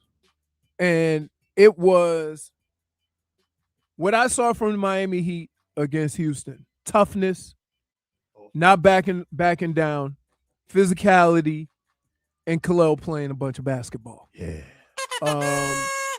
I like the fact that I think our bigs got better three-point shooting than our littles. Because Kel'el, every time Kel'el pulls up, he's just like, I'm feeling it. I like what Eric Reed calls it. Do you hear what he calls it on the TV? What? The catapult. Yeah. I love that. But it's crazy how, like, him, both Bam and Kel'el, if they walk into a three on the top of the key, it's good as good. It's money. It's covered. Right. And then what I like is if they come out, if the bigs come out closer, the other one can either cut, they throw alley-oop, or they can take them off the dribble. So it's a cool dynamic to see. But that was a good win. A good win in that the game was close most of the way. They didn't take a dump in third quarter. And in the fourth quarter, they closed it out. Yeah, it felt like because it looked like dicey a couple of times. Yeah, they got off to that bad start, and then they basically had the game in control, but never could run away with it. Correct. Kevin Durant was awesome. He's still really good. And those are the games where you always watch. You got to watch to the end because you're Of course. you know something's gonna happen. And Wiggins had that sick and one with the stitches and the mouth stitches. Yeah, the are mouth worst. stitches. And then did the post game interview. I can't believe they made him do that. You could talk. It doesn't. You know what it feels like? It doesn't hurt. It burns from it being wet, but it doesn't really hurt. Mine was bad because it swole up because it was a lip in my face. So I was a little swollen. I couldn't talk or eat, which was tragic because the plane home ride. You remember what we had on lasagna and steak? I couldn't eat it. Oh, that sucks. Yeah, it was delicious. That sucks. Oh, those charter flights, you get that good meal. Wow. You don't get that that baggy lunch. You get good meals. You like plate. You know, you ever go on a flight lately and now they give you the options of 3 terrible snacks? Oh yeah. What would you like? The biscotti, the trail mix, or just the old fashioned pretzels? Right. Like it's where have we gone? Here you go. All 3. Like, I mean, do businesses realize that you raise prices and cut corners so you could double up and make more money? Or do they think we're stupid? I don't know, but did you see there's a viral video, and I don't know what's real anymore, so just take my word for it. But I just saw this video. I have no idea about the facts about it, but it did make me it was a bit of a visual, I don't know what the word is that I'm looking for, but like there was this video of a Krispy Kreme, and don't know if it's old or new. I just saw it on my timeline yesterday. And it was the day at the end of Krispy Kreme being done, and the dumpster is literally just filled with Krispy Kremes. They don't keep them. You can't. They don't keep them. That's, you know what? I'm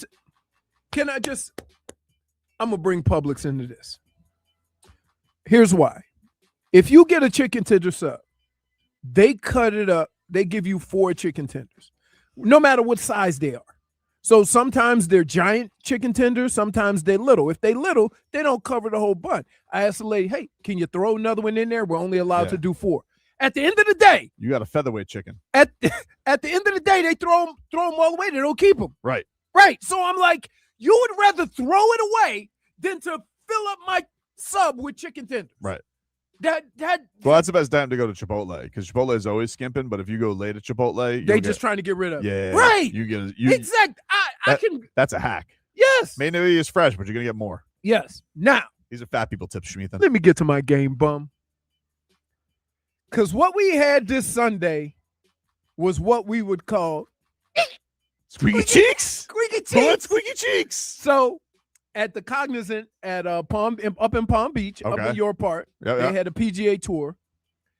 Shane Lowry, who lives there, Oh, wow. lives there. That's his home course? That's his home. He lives there. Family, everybody's there. I think he lives there in Jupiter. He's real close to there. I get you. Slept in his own bed. A lot of Irish bars up there. Slept in his own bed. That's like a big thing in golf. Is it? Yeah, because you travel so much, you get to sleep in your own bed. He had a 4-shot lead with 4 holes to go. Okay. You're With 3 professional. holes. Yeah, you're professional. You should. He's won a major championship. Yeah. He sunk the winning putt on Ryder Cup. We thinking this is over. Mm-hmm. And he played it safe off one of the tee boxes. Only hit an iron to be safe. So you could control it. Right, Usually right. you hit the shorter the club, the straighter you hit it. Iron is shorter than a wood. Sure. Straight. Yeet! In the water. Jeez. Makes a double. Then he gets to the next hole, par 3. Yeet! In the water. Ends up losing. Wow. By how much? Was he second? Yeah, he was second, but it was Nico Echeverria ended Who up the winning. hell is that? He's a good player. I don't know. I just don't Yeah. know. Is Yeah, he related to Adani? Who? Former Marlins shortstop Adani Echeverria. No, I don't Remember? Echeva play? No. So yeah, he lost like $1 million. Jeez. 2 swings. Tough. It was. I'm Bum. telling you, to see a player of that stature hit 2 balls that bad. He hit a ball so far it almost went in somebody's yard on the other side of the water. Goodness. So I don't know what. And he's like sitting there drinking his little juice, talking to his caddy. I said, "Caddy can't help you, bruh. Caddy ain't hitting that shot." And like it was everybody was shocked. I thought it was over. Like I almost felt went back into my golf sleep. That's crazy, dude. Yeah. So it happens, but usually not. So he did it on 2 holes in a row. Usually you have a double, you clean it up and you get in and you got a playoff. Nope. That's crazy. That was crazy. Wow. But I did I like watching the golf tournaments that are local. And that senior tournament is in Boca this week. The NFL, the Legends or whatever they call it. The one Chris Carter was on. Yeah. That's this week. That's this week. Yeah. But they only play 3 rounds, the old guys. And they can have a golf cart. Did you guys see any combine stuff this weekend? No? Brittney? No, not really. No? Dude. How long Not even on how long have we been doing this show? I have, years but almost? I can't lie. I kind And of how many scrolled combo past. things do I come in here and talk about? None. Okay, why you ask me every year that I watch some Sent you a combine couple. I stuff? sent you a couple in the group chat. You just blew by them? Huh? I sent a couple in the group chat. You just blew by them? No, I don't. Who cares? I want to know how a guy plays football. I know that Jeremiah Love didn't have the best 40-yard dashes. Oh, yeah. This is a crazy thing. It wasn't him. Who's the receiver from Carnell Tate, I think it is. From Ohio State? From Ohio State. Where do you run? There's a new thing going on that Adam Schefter is doing. And everyone's like, what's Adam Schefter up to? Because like he had a bad 40 for a wide receiver. I think he ran like a 4.5 something. And he's supposed to be a burner, right? Okay. And Adam Schefter's like, many coaches doing hand times timed him better in the 40. I'm like, what is this? Yeah. Well, you here, get 240 here. times. Let me explain something to you. They got away from this a long time ago. The hand time. You got a whole bunch of old scouts trying to get the start with the hand. So the hand time's always going to be faster than the digital time, because the digital time, as soon as you lift your hand up, it starts. You Right. put your hand on a pad. Mm-hmm. So some guys are better at it, right? Some guys know how to take that first step with their hand still on it. It's a trick to it. Yeah, but I've never seen anybody be like, never mind. We have a different time. And here's the other I've heard thing. of guys running faster times at their pro day. Yeah, they're because doing it's those all at home. hand time. But It's all hand time. But at the combine, your time is your time. You get 2 Yeah. shots. That's it. So what is this Adam Schefter trying to like paint a rosy picture of a top 5 picks 40 time? And he goes, so here's the deal.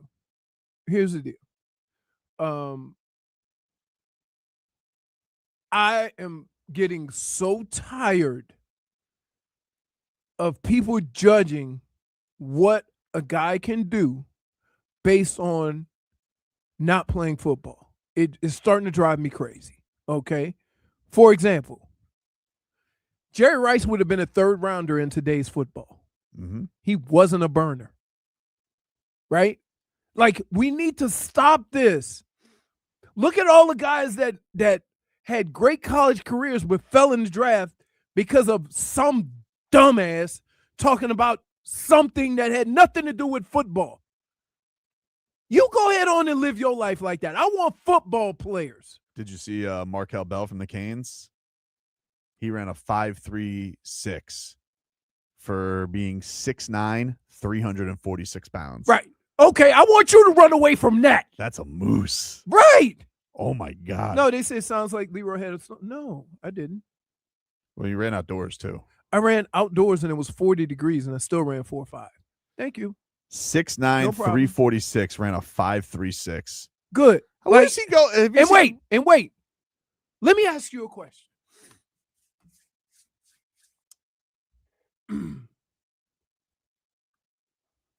How many times in his career will he run 40 yards? Probably once on a pick 6. Correct. See, do you understand? You understand why this drives me crazy? There are other drills to test explosiveness and feet, not a 40. Right? I could understand if you do the lateral shuttle and stuff like that with the offensive lineman to see that. Okay? But to have a guy that's 6'9", 340 and go, he ran a 5'3". Clayton wants to know is 6'9", too tall for football. He's the 3rd tallest combine player ever, but he was okay. He was the Canes tackle last year. On. He was on the other side of Francis. Jonathan Ogden was 6'8". Yeah. And he played his first year at guard. They don't have him projected. I think he's like a 2nd, 3rd. He's not projected as a 1st rounder. This is going to be another Kel'el Ware 3 to 20 minutes. It says 2nd to 5th round. I don't know. I think. How do you look at those? If you were on a good team, you were a starter on a good team, and everybody's talking about France. It's kind of like the Mesdor thing, but even worse because everybody's talking about Mesdor is going to probably be in the bottom of the 1st round, right? Mm-hmm. Right. But Markel Bell, like, guys, behemoth, like I would never do that. I'm never wipe this when I say this, Brittney. Okay, after it's done. But you got to give Chris Greer some credit because you saw Patrick Paul. You're just like, how does that fail? You're too big. Right. That's not going to fail. But here, think about this. If you're 6'8", 6'7", 6'9", you have quick feet and long arms, how's anybody going to get around you? Right. That's the whole point. That's why and one of the reasons why I mentioned Jonathan Ogden, the fact that he was so big and still was very good at guard, because usually the closer you get to the ball, the more stockier your guys get. So when you see the 2 guards and the center, you don't see too many 6'6" centers, right? You have like my right guards were usually giants. The right side of my line when I was in Minnesota averaged 350. Yeesh. Think about that. 700 pounds a man to the right. On the left side, the left tackle was 310, and the left guard was 265. Fins Up says, we're not going to give Chris Greer credit for anything. He's a bum, just like his father was. We don't have to bring family into this. All right? So, yeah. Jerry Rice ran a 4.71. Yeesh. And was a 1st rounder. Tell me he wasn't the best at what he does. Yeah. Right? So, like, we need to, like, clearly there has to be somebody in football that can look at guys and extrapolate what part of this will matter and what part won't. Because if you're telling me a 6'9" guy, 340 pounds, run a 5'3", and say, whew, that's good, that means nothing to me. It really doesn't. The thing that was funny about it was that I like in drafts too is like they were talking about this, I think, with Mekhi Lemon, the wide receiver. And they're like, yeah, he's like Amon-Ra St. Brown. I'm like, oh, the guy who went in the 4th round? Right. Who plays like Amon-Ra St. Brown is one of the best receivers in the league. And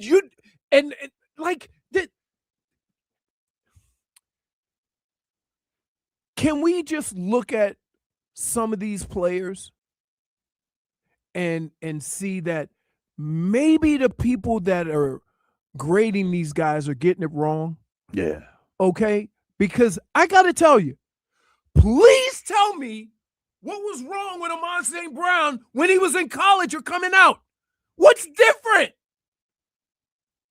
What did you see that say he was going to be a 4th-round pick and now he's one of the best receivers in the league? Crazy. Back then, we didn't have all this testing. And you turn on the tape and see Jerry Rice, regardless of what school he went to, and say, that kid can ball. We drafted him.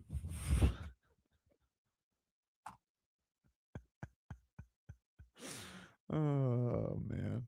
I can't take our chat today. We'll take a break. Get you caught up with your headlines. Back after this.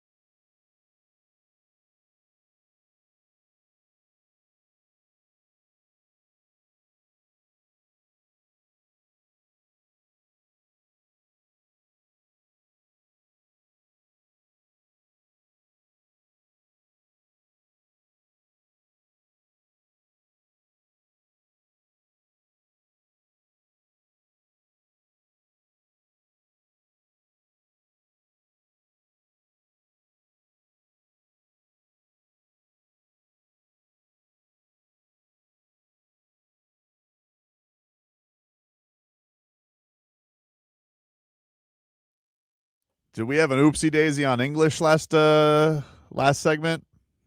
Yeah, they reminded me. I put an X in there. What did we? What did what? Extrapolate. Extrapolate? Extrapolate. It's X. I've said X. Hmm. You know. Is that Megan Maroney? It sure is. Yeah, I like her. She's good. She is good. She's good. She's not like she puts out a good album. She doesn't like these frauds who do like 9 songs about cigarettes. Like, we get it, Morgan. 9 What? songs? I also like Morgan Wallen. I like Morgan Wallen too, but you would agree the last album was a bit of a dumper. I don't think so. You like everything. What does she know? I only like things when it's convenient for you because you always like to call me negative, and then now all of a sudden I like things. Well, listen, you broke my heart when you told me you like JJ Redick. I do. I mean, that's crazy. Did you see JJ Redick yesterday and Luka? Little frosty. Really? No, I didn't see that. Very interesting, Brittney. It appears that Luka Doncic and JJ Redick appear to hate each other's guts. Well, you know what that means. It means JJ Redick's going back to being a podcast boy. Get ready to go coach the Orlando Magic, JJ Redick. Well, I don't know. Or It go back to depends. podcasting. Does LeBron like him? I don't think LeBron likes anybody right now. I think It's LeBron true. is 41 and he just wants to be left alone. I think that's what he wants right now. Maybe he'll end up on the Cavs. Maybe he'll end up on the Knicks. Maybe he'll go to the Warriors with Steph. Did you see the videos this week of Steph Curry looking at Draymond Green?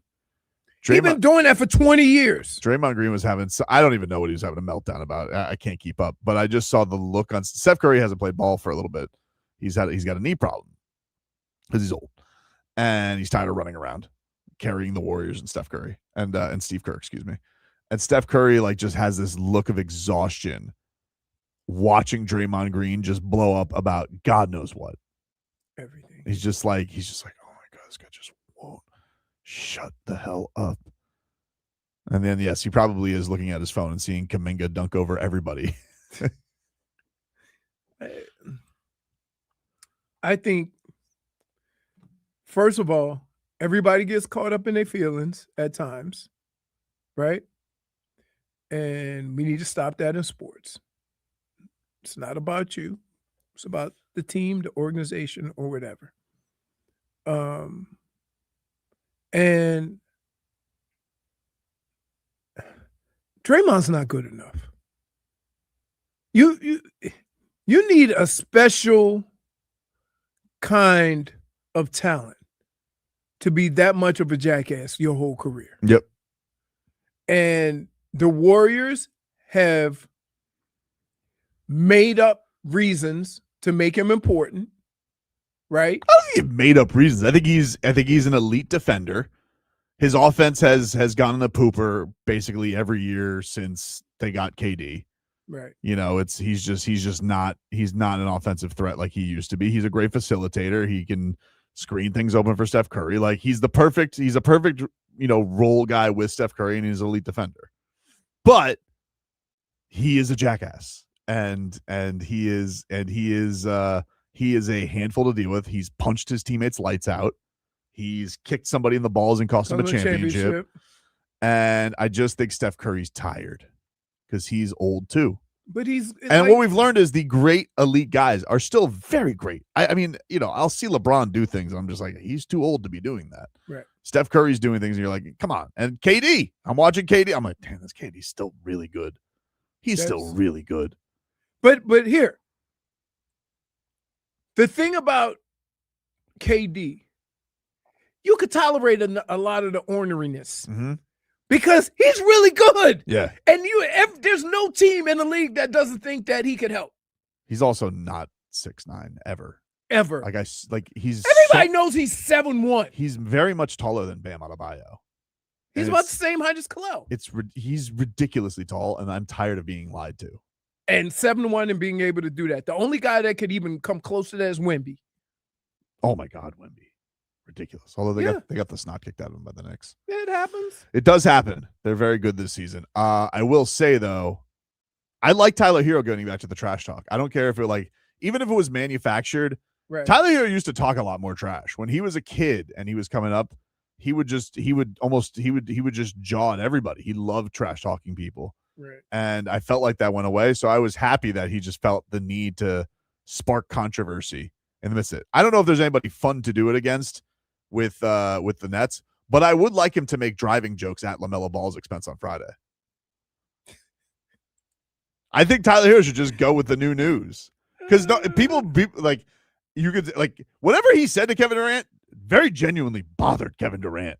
But he could have said, what are you doing after the game? All of it bothers Kevin Durant. You got to know who you're dealing with, right? But Kevin Durant, like, he was like, yeah, but he's like, he didn't care. He's like, I like it. Because the only thing Kevin Durant was upset about is like they got teed up. Right. They were hugging afterwards. It was a good time. No, but I will always say this. Like, the thing I tell you all the time about athletes is that, yeah, don't pay no attention to all that craziness.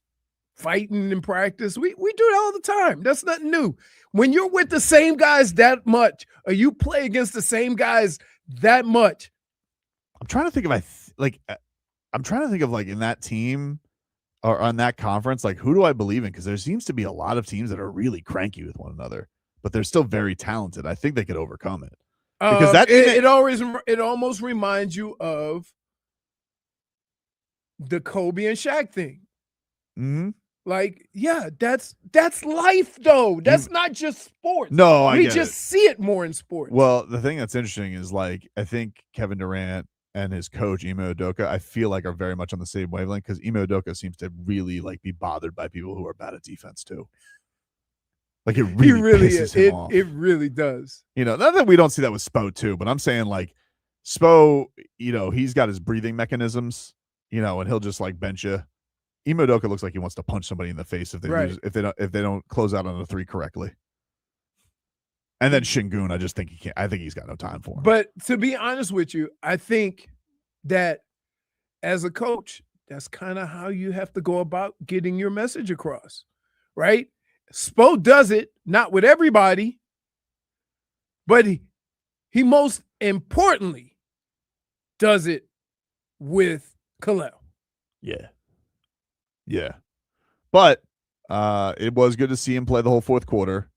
And I'll tell you one thing, that Pelle Larsson and Kel'el, they love catching lobs. Yeah. I mean, like but even at the timeout, like they went, like there was a key timeout. Spo set up the alley-oop to him from Andrew Wiggins. I was like, great.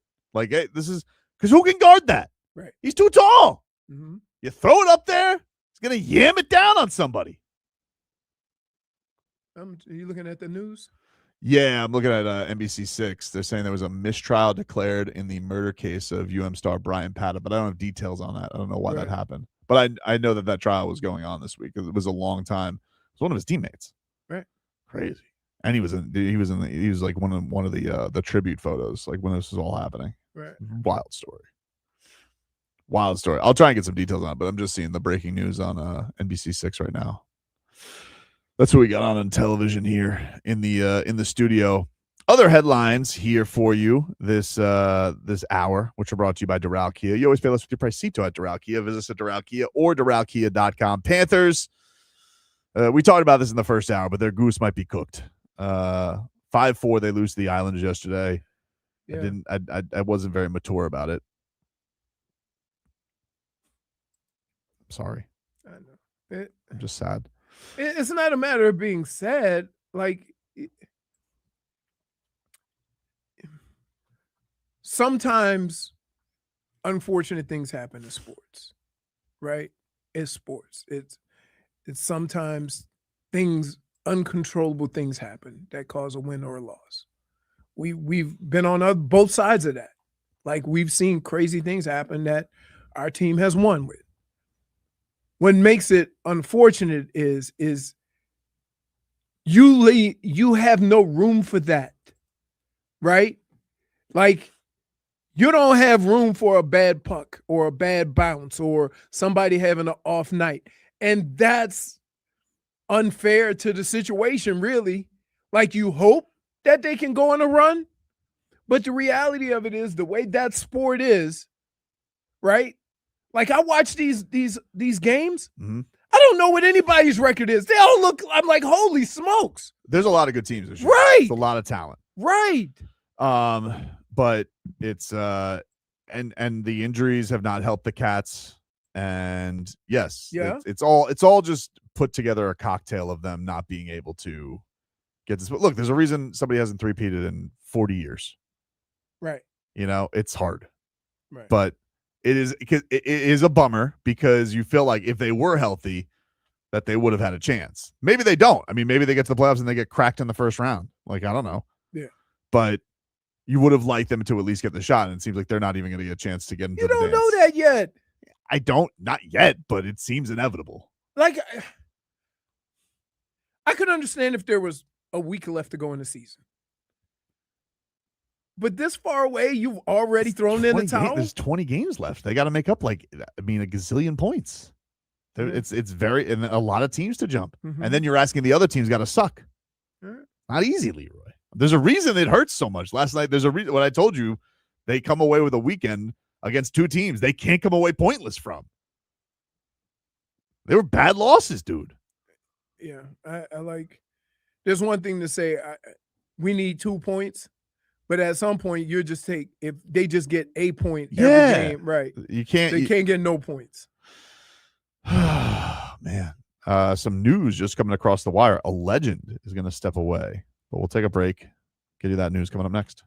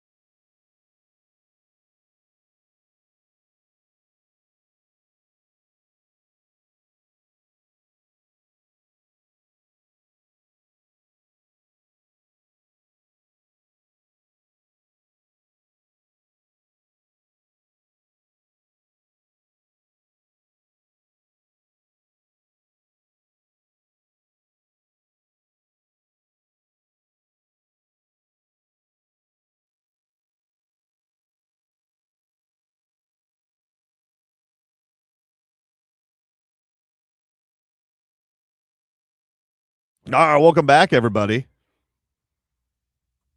Tobin and Leroy here with you on FM 104.3 WQAM.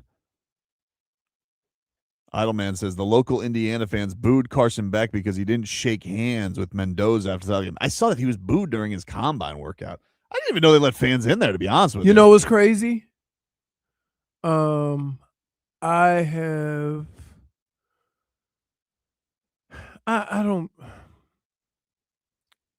mean, turn on the TV, right? You get on the athlete about sportsmanship, right? It's crazy. But here's what I would say. One of the reasons why I can't have a problem with this, I've never stayed after a game to shake hands, ever. It's just not. It's not a poor sportsmanship thing. I just never did it. Right? If I should happen to, like, say when the clock, if we have the ball and we're on the field and the clock goes below 30, I'll dap the defense up on the way out. Right. But that's only because we're on the field. I'm not staying on the field to shake hands with somebody. And my friends, I would call them when I got in the locker room. So it like, I can't have a problem with that. They're like, for people to turn on TV and say, "Oh, he didn't shake hands with the other quarterback. That's bad sportsmanship." No, dude. Don't go there. Do you think it was Indiana fans or was it Notre Dame fans? I'd say Indiana fans.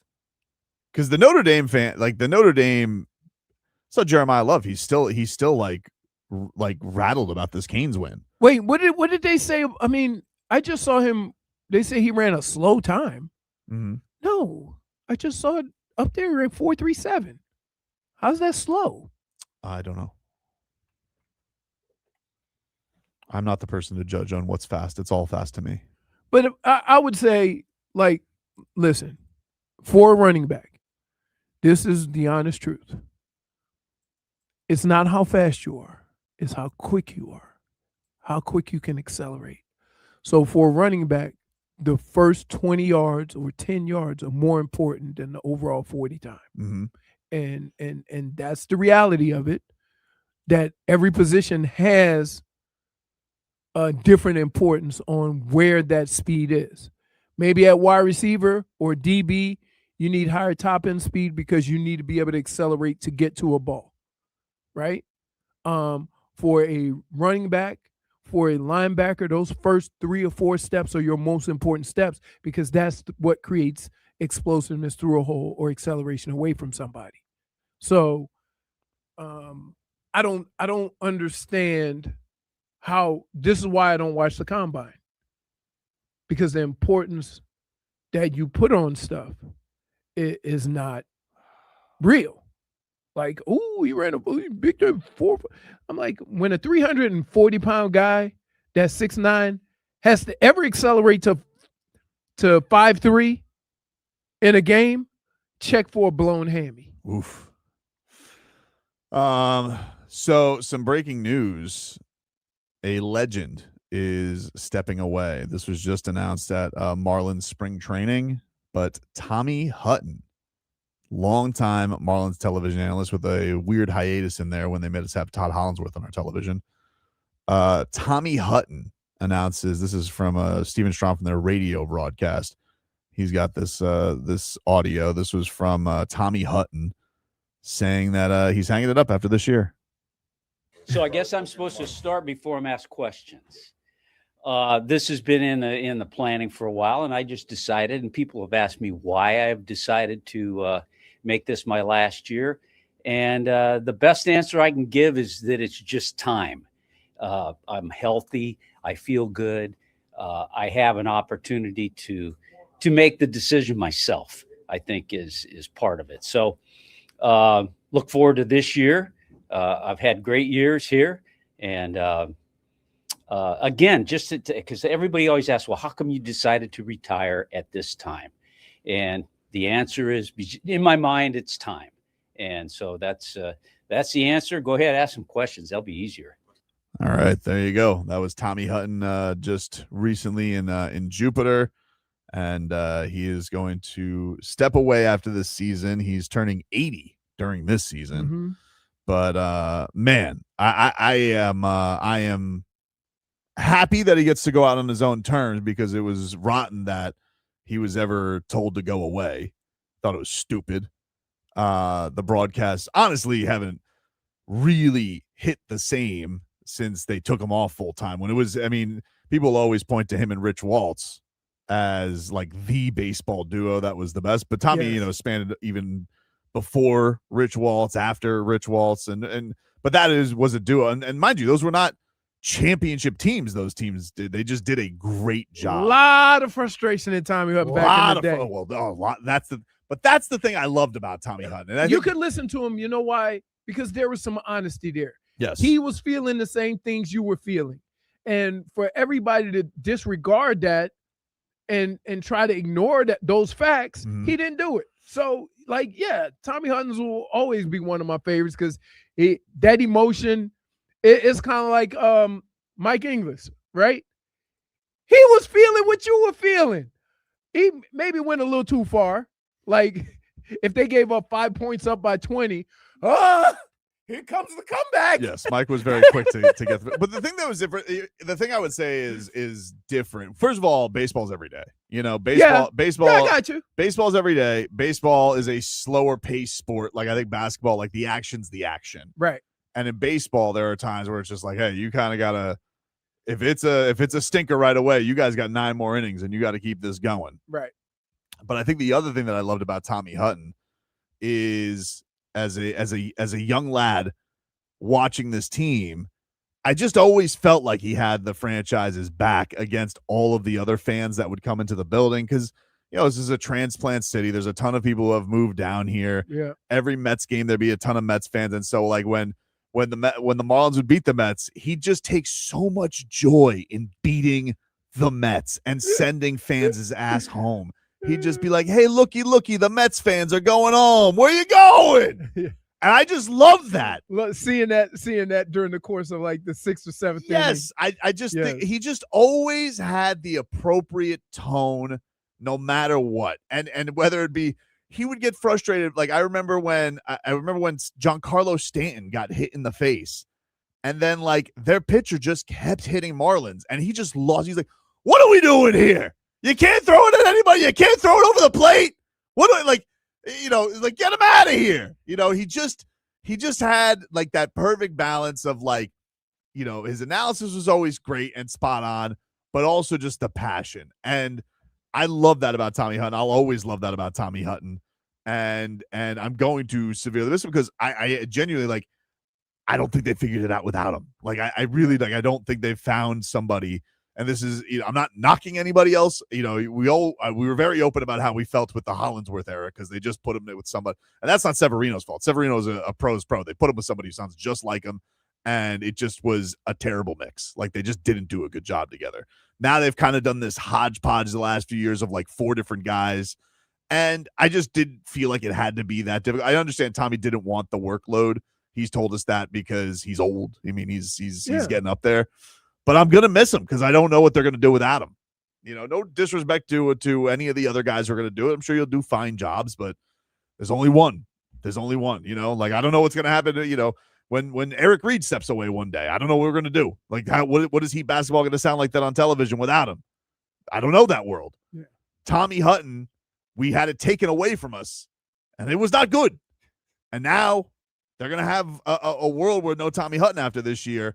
And I don't know what that world's going to be, but I do know that I am really, really grateful of the games he's broadcast, because he is awesome. Even when he told us to, I just wish you guys would stop the quibbling. We never took that advice. We never did. In fact, it's gotten more intense. Yeah, he's right about that. I'm getting the goosies in the midst of this, because now I'm seeing clips on Twitter that like they had Rich Waltz FaceTime in during his, and it looks like Tommy's getting emotional. I'm getting emotional about it. You can't just drop a Tommy Hutton retirement on me on a Monday. What am I gonna do? You got Rich chiming in. Those guys were good. Yeah. That was a team. Brittney, that was a baseball broadcasting team. You know? Yeah, I know. When they said his name is Dan Ugla. And his name is Dan Ugla. Who's doing it like that? Hey. Nobody. That's who. I'm really Certainly sorry not in for- Atlanta because he for your wasn't loss, Dan Tobin. Ugla. No, he wasn't. No, Oh my different guy. goodness. Yikes. Even when Hanley Ramirez was loafing out there, man, Tommy Hutton killed him. Keeping it real. Killed him. Killed him. He's out here like Messi, kicking the baseball all the way to the bullpen. He goes, "What are we doing out here, dude?" He's just like Roasting the guy. Like he's just a baseball guy that loved watching good baseball and got frustrated when the baseball wasn't standard Man. up to par. Should have made him the manager.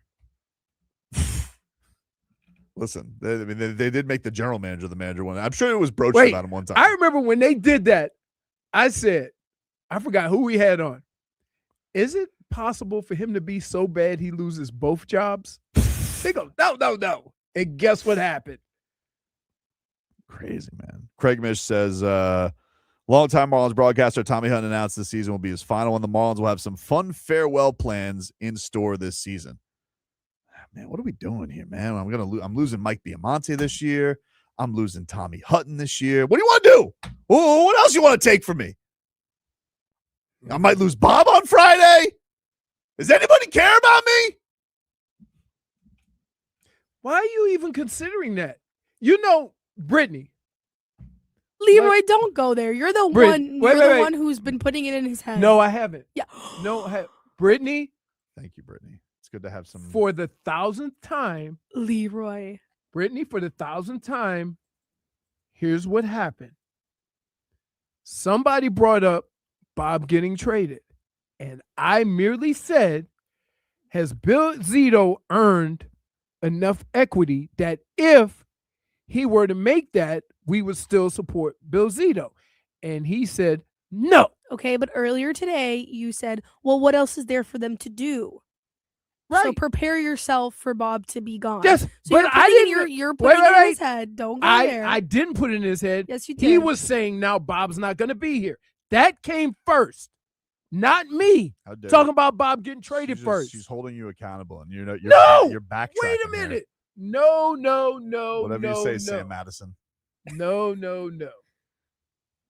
Backtracking. Leroy, come on. Okay, you guys go ahead. -1 okay. for deflecting. No, I'm not deflecting. Okay, honest Tobes. Who was For the first? deflecting. Who was the first one that brought it up? I mean, I'm on these Twitter streets. I'm always going to bring it up first. Okay, there. You know, you're. Okay, out but here- that doesn't have to do. He was. That's not the point here. been It's not about nervous- who brought it up first. Yeah, I've been nervous. Oh, it's not. I wasn't even thinking about Bob getting traded until he But brought it up. you've been pushing the agenda. I haven't been pushing the You've agenda. been pushing the agenda. I merely. You've been pushing the agenda. Yeah, you're an agenda pusher.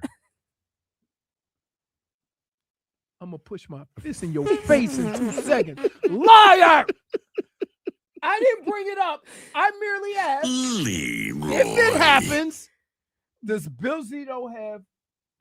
That's not what you said earlier today. That is what. Not today. Not today. Oh, today. Okay, today. What did I say? When you brought it up, I didn't say it. You said the trade deadline's Friday. I said, what other move do they have other than that? You were like, prepare yourself, Tobin. I'm trying to get him to yeah. I don't want to be prepared. Okay. You know, I already know. I already could tell by his tone last week. My tone? Free agents, you've signed most of them. Yep. But have there been any talks with, say, Bob or AJ or? No, I'm not going to comment on any of that kind of stuff.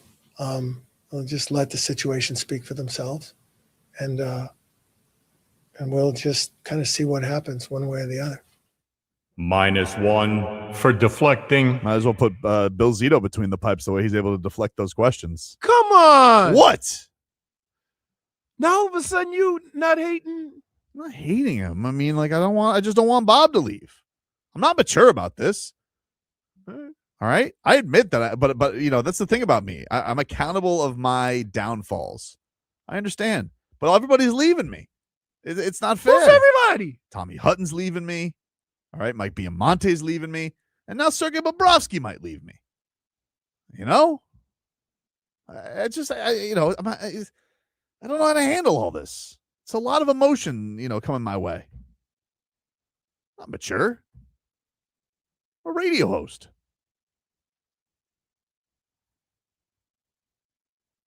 Take a break. Back after this.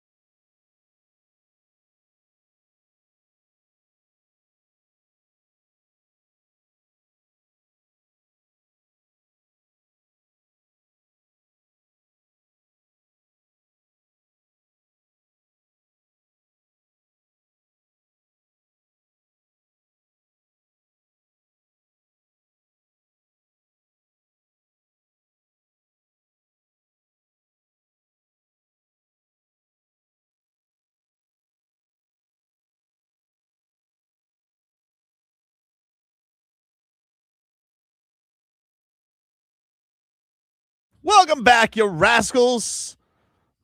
Tobin and Leroy here with you on FM 104.3 WQM. Oh, hello.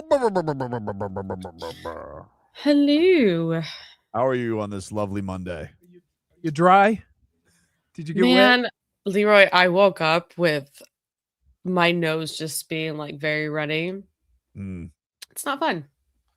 That was crazy. Torrential. It was insane. And then seeing all the tents fly out. Did you get like any pictures or anything? Like I didn't really get to partake in many of the festivities. Like, did you get any good moments yesterday before it got washed out?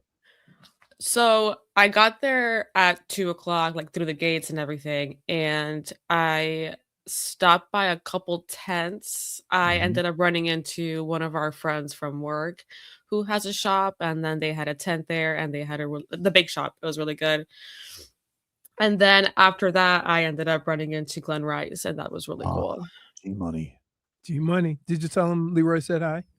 No, because I was too busy having him and my mother speak, because they've obviously met before, and they were just catching up and making sure that she was okay and everything. And it was a very sweet moment. We went to Michigan together. Mm-hmm. You know, dude. Yeah. We're aware. He was G-Money back then too. You know what G-Money used to do also? Hmm. He used to run an MMA promotion. Really? Yep. G-Force Promotions. I know he could shoot. He could shoot. Like that, he would make a killing in today's basketball. Yeah. He would have been made for he this was game, for he sure. was Mr. Catch and Shoot, because it took him a while to develop that other basketball skill. Dribbling. So your mom had a good moment with him? Yeah, it really made her day. So that was nice to see. That's awesome. She hasn't seen him since the whole accident. Mm-hmm. And he remembered how he came over and he like spoke to my family, and he gave us like just like really good moments when we needed it the most, really. That's awesome. That is that's what sports is supposed to be about, those healing moments even in unhealable times. So that's good. I'm glad you guys got that at least before That's it got probably crazy. I know. Like I've said previous times, if you ever get to go to see your favorite sports team in some of those moments where they're as far away from the sport as possible, those are some of your best moments with your local athletes. It's cool. There's always that sense of community, and it just makes you feel really good knowing that you have that kind of team around you and that kind of support. Yeah, no, the Heat are awesome with that stuff. Mhm. They really are. Hopefully, they get to do something again with that, because that really sucked that they had that family. I saw did a tree fall down on Will Manso's truck or on a news truck? I did see a tree on the floor. I'm trying to remember exactly where I saw it. It was I saw him say that. I think I saw him say it was that. split, right? Yeah, it got split down. I think it got cut down by lightning. It was that bad? Dude, it was crazy. You know what's crazy? It was It intense. never rained a drop at my house all weekend. Oh man, it was. Why do you sound so upset about that? I'd be happy. No, because I'm saying, like, when I left, so on Saturday, I got home from golf, took a shower, relaxed. Then I went to the gym. When I left to go to the gym, when I got to the gym, it was flooded by the gym. Mhm. And I'm like, what the hell happened? It was sunny at my house the whole time. Right?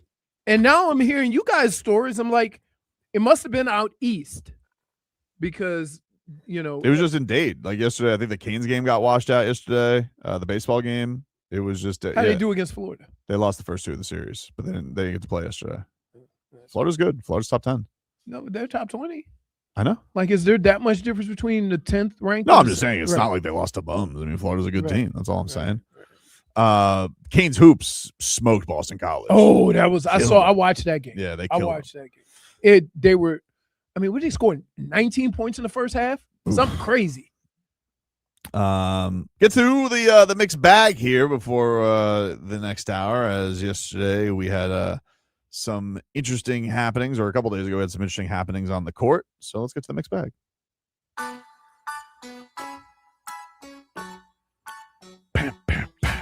All right, so Eric Spoelstra, he decided to give his thoughts on the closing with Kel'el Ware. This is what Spo had to say on it. Yeah. I mean, Houston's a unique team because of that rugged physicality that they bring, and rebounding is probably the number one key against that team. But we leaned into it for sure. It was really, both those guys were really good in our zone. Kel'el, that was one of his better jobs in the zone, just communicating and protecting in that inner circle. Even some of those tough floaters, that they made, Kel'el was getting off the ground and making those, not a super high percentage shot. And his rebounding obviously was key. Bam was super dynamic, whether you play him at the center position in the zone or if you play him at the wing. At the wing, he's elite. He's our best wing defender, as well. Yeah. There you go. Eric Spoelstra starting to come together, Charlie. Starting to come together. By the way, from Heat practice today, Anthony Chang has tweeted out that Davion Mitchell suffered a left shoulder contusion in Saturday's win over the Rockets, but he went through today's practice. Left shoulder is the same one that forced him to miss some time early in the season. Yeah, he was fighting over a screen, that giant alpaca, Alperen Şengün. You call him a giant alpaca. He ran into him. And if you're not trying to score on him, it still hurts when you run into him because he's big. But if you try and score on him, then he'll fall over. Anthony also tweets out, over the last 15 games, the Heat has outscored opponents by 14.1 points per 100 possessions with Bam Adebayo on the court. Without Adebayo on the court, opponents have outscored the Heat by 8.6 points per 100 possessions. That's a 22.7 point swing. Man, he's good, that Bam. He's good. And he's even better with his sidekick with him. That's what he wants, and this is He what said it, this is what Kel'el Ware said on getting to play with Bam during Saturday's victory against the Rockets. I mean, I feel like it's the best. I feel like for the team with some matchups, like tonight. So whenever the matchup is needed for it, I feel like we can go to it, and so whenever it's needed. So. Bam was kidding. He was saying, Kel'el might not always listen to Spo, but he listens to me. What's that relationship like with Bam? I mean, yeah, it's just like a brotherhood. He's been through, this before, been through, the coaching of Spo before, so. Just listening to him, because he's a player also. He's in the game with me. He's going through the exact same thing I'm going through. So, There you go. Warehouse open for business. Meanwhile, the main event was finally announced for UFC 327. Leroy, how are we going to feel about it? Yuri Prochazka versus Carlos Ulberg will be the main event down here in Miami. Good card. Very strong card, top to bottom. I don't know if it's like the buzziest main event in the world, but I think the thing with this news is the bigger news that was reported over the weekend. I'm still excited for UFC 327. By the way, Dirty Boxing announcing that we are returning, Leroy, on April 10th, the day before at James L. Knight Center. So it's going to be chocked full of Miami fight action that upcoming week. And very excited about that. And we got one of our most exciting fighters who's on the card, Montavious. We got Kel'el Ware, Dirty Boxing. We got Montavious Ware. And this guy is dynamic. He's 23 years old from Chattanooga, Tennessee. Right. And he's a thrill to watch. Guy's got he's like a blender in the Dirty Boxing ring. So he is definitely going to be one of the showcase on there. And we have an interim heavyweight championship as well. So that's all good. But then also the news over the weekend, Leroy, Ariel Helwani reports that John Jones is in fact in talks to fight in the main event at the White House in June against Alex Bejeda. So Poatan drops the belt at 205 to go up to fight the former heavyweight champion in John Jones for what I would imagine is probably going to be a vacant heavyweight championship because they'll probably make Tom Aspinall drop the belt, even though that's a little soon. Does John, has UFC made it almost unnecessary to have a belt? No. Because it's rare for the guys who don't. I would say these are probably the two of the records that maybe they don't need a belt, but Poetan wants to get the belt because he'd be the first guy in history to win 3 belts. Never been done before. Okay. 2 belts has been done. Okay. 3 belts Against John Jones. Oh my God. Good luck with that. Hey, good luck with that. But John Jones a little long in the tooth. This guy's a dangerous puncher, Leroy. Now he could probably just wrestle his ass and just get him down on the ground and all that. But some hammers coming his way. Got to cut weight. All right. Very interesting. All right. What do you don't seem into it. I'm into it. I just Doesn't sound like it. I really, really don't think if there's no problems, John Jones could lose. That's usually my method as well. I don't bet against John Jones. Not doing it. It's a fool's principle to do so. Right. But I can't say that I'm not intrigued. Because the one thing that we know is undefeated, besides John Jones. Father time. But is he 40 yet? He's not even 40. No, he's not. So how's that? Like, he's not really long in the tooth. The way UFC operates as far as being long in the tooth. Yes. This is not close. It's not. I mean, well, it's just if he was over 40, he may have. It's the hard living. I think you look with John. Hard living. Well, John has not, always had the, he lives like a rock star at times. All right. Lives like a rock star. But I am with you. If I have to put my money on somebody, I'm going to bet on John Jones. All right. But I'm still intrigued by it. Yeah. This guy. I think anybody wants to see John Jones fight in any capacity. But if he's going to fight, this is the fight. This guy is. The other one is Conor McGregor. That doesn't need a belt? That could, like, if he's going to fight, everybody's going to be. Yeah, of course. Right. Of course. Yeah, if Conor fights, people are going to tune in. Got you. They're going to tune in. But I think with Pereira getting a chance to do something if you're going to get a chance to do something historic and you get to do it against the GOAT, that's balls, dude. That's such a good thing. Because you could just sit there. You could be happy at 205. I'll win belts. I'll win championships forever. You're like, nah, I want to go up. But if I'm going to go up, we'll fight John Jones. You got to respect the Stones on that. And you got to respect the Stones on John Jones because he doesn't have to fight either. I think it's not, listen, to be honest with you, I think the fighters would fight. Whatever fight came up to that presented itself, that would be a big fight. Mm-hmm. They would do it. I think it's all the other people that, well, no, we don't want that fight now. Or no, they're not.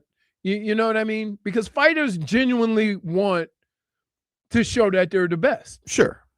Yeah, no, I get you. There are people that want to manage fighters the right way and feel like they're doing it. I don't think there's really any need to do that with John Jones anymore. But I also think if you're John Jones, you've done it all. Mm-hmm. I do think there's something to like, well, I want to pick, like, if I'm going to fight, I'm going to do it against somebody that's like worth it. I think with Tom Aspinall, like, I think the idea of him fighting Tom Aspinall is great. Like, for me, with John Jones is run at heavyweight. I think the Ngannou fight we all wanted to see. It was a bummer that fight never happened. Mm-hmm. We would have loved to see him versus Francis Ngannou. Right.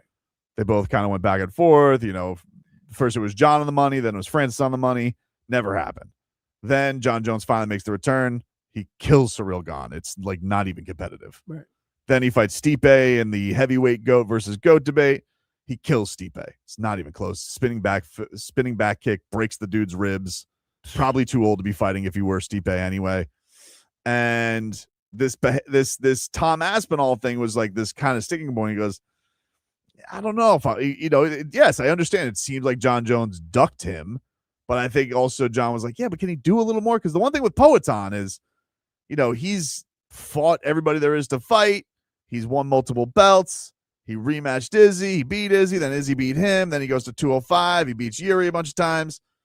That guy knocks everybody out. He's so scary, Right. He's got hammers. So I do think that this is John Jones has razor blades on the end of his elbows. Yeah. Those things have just destroyed. Yeah. And he sneaks one in every fight. Yep. It's just a matter of whether you survive it or not. Yep. And then also, like, look, naturally, you usually always take a guy with wrestling over a guy who's a striker. Right. Like that's even with knockout. But that's one thing with John's, like, I always been like, what if he takes out a guy who's got absolute devastating knockout power. Like we never got to see him versus Rumble Johnson, Mhm. but I don't know, dude. He's just got so many skills. I just feel like John Jones is the perfect guy for the sport. I still think he's gonna win. Yeah, but dangerous. It's a dangerous fight. But I'm not betting against him. It's nothing to do with him owning dirty boxing. Man. We'll take a break here on the program. We got our final hour coming on up, including Dwyane Wade calling out Bam Adebayo. Get to that coming on up. Get you caught up with your headlines. More to come. We're back after this.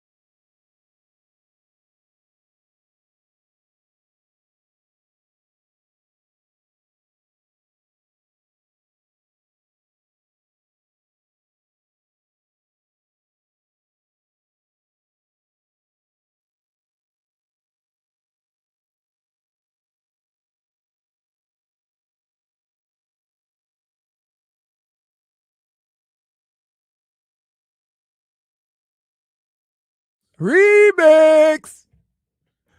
Welcome back, everybody. It is Tobin and Leroy here with you. Is Final this hour. Avril Lavigne? I don't think this version. It's her song, but I don't know who that It's her is. song.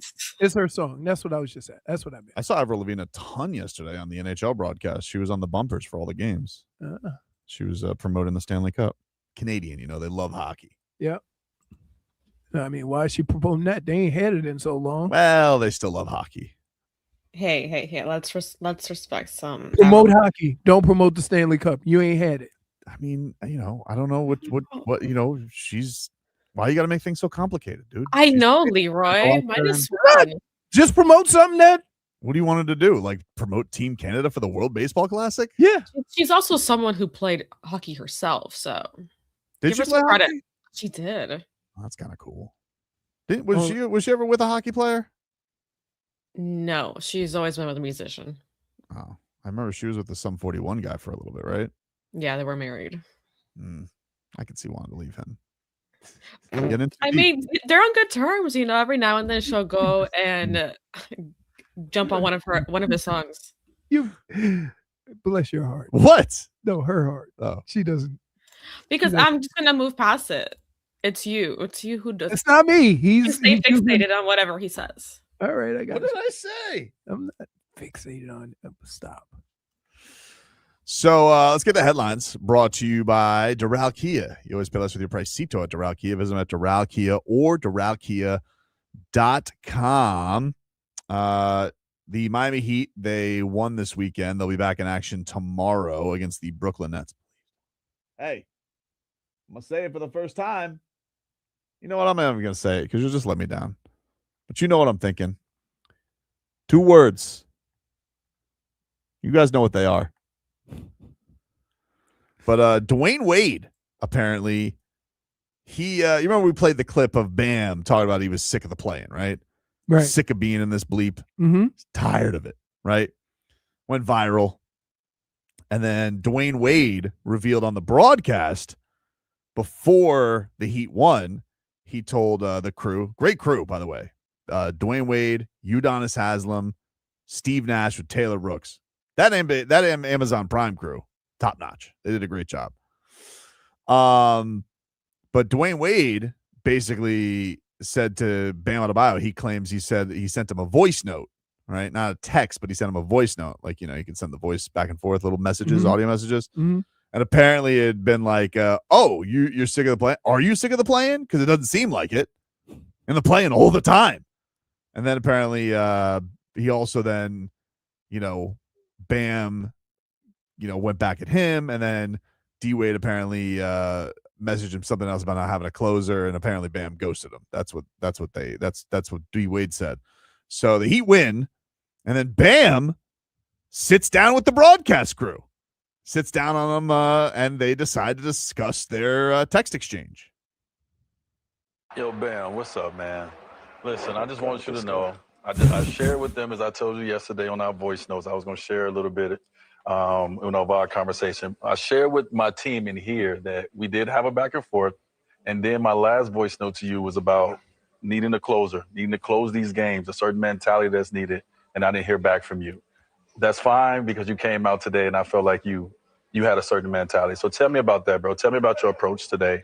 Tell me about your mindset today. And, going off what we talked about yesterday, you guys are in every game. You guys are top in all these statistical categories, but haven't won the games you want to win. Talk about how y'all approached it today. Somebody needed to lead the group. Obviously, that torch has been passed to me. So being able to obviously listen to what you said, and, you hear that from your OGs, from your bigger brothers, and, you take offense to that. So my job today was to make sure we closed and we got the W. Man, one thing you should know is your OGs in here, they always got your back. They're always speaking life into you. We listened to your sound saying that the Heat need to get out of the play-in, make that push for the 6th seed. It was very clear that there was a level of frustration about where the Heat have been. I want to know what the conversations are in the locker room about we're better than this. How can we show it to everybody else? And what you can take from games like tonight to get out of that. I mean, obviously, the thing that frustrates me is you see it.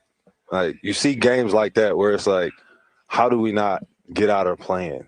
Like how does that not become a consistent always effort? You know, this type of win one game, lose game, win one games, and you see how we can defend, how we can play, like how we click on offense. Like you see it, and for us, man, we just got to keep this same mentality, the same edge, and go out there and show the world we can get out of this playing. Because obviously, some of my OGs, I ain't gonna say no name, but he sent me a voice message acting like we couldn't do it. I don't know with me. That sounds like you're talking to you. Listen, I want to see it.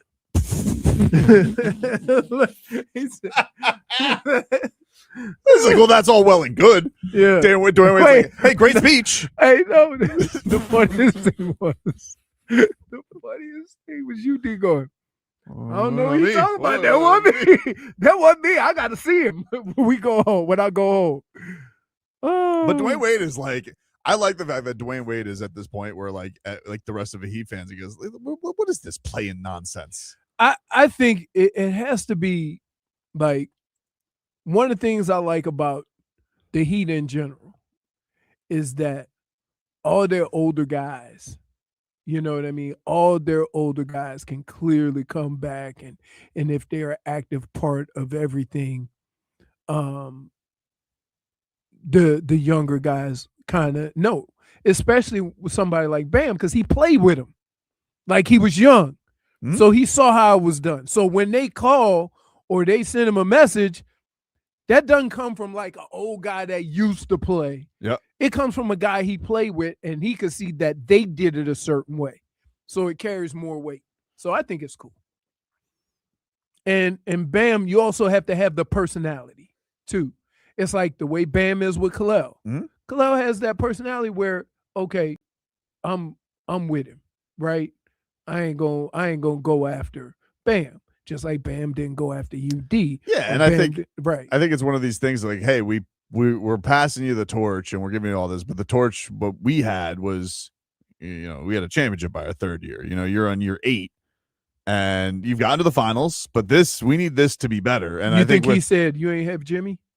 Oh, maybe. I mean, like, look, if Dwyane Wade can send a pissed off voice note to Bam every day, I'm all for it. Whatever it takes, whatever it takes to not have any of those lulls against the tanking teams, I'm all for. But look, I don't know if they can help themselves. Maybe they just are what they are. I think that we see the ability, but we also see the inability way too frequently. So is that just average? I don't know what that is as far as, we will see them beat good teams and then, but would any of us be shocked if they go 1-1 over the next 2? No.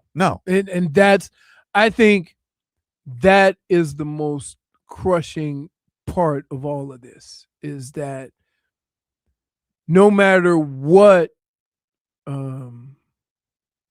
you think, the reality of it is that that's the most frustrating thing about this team.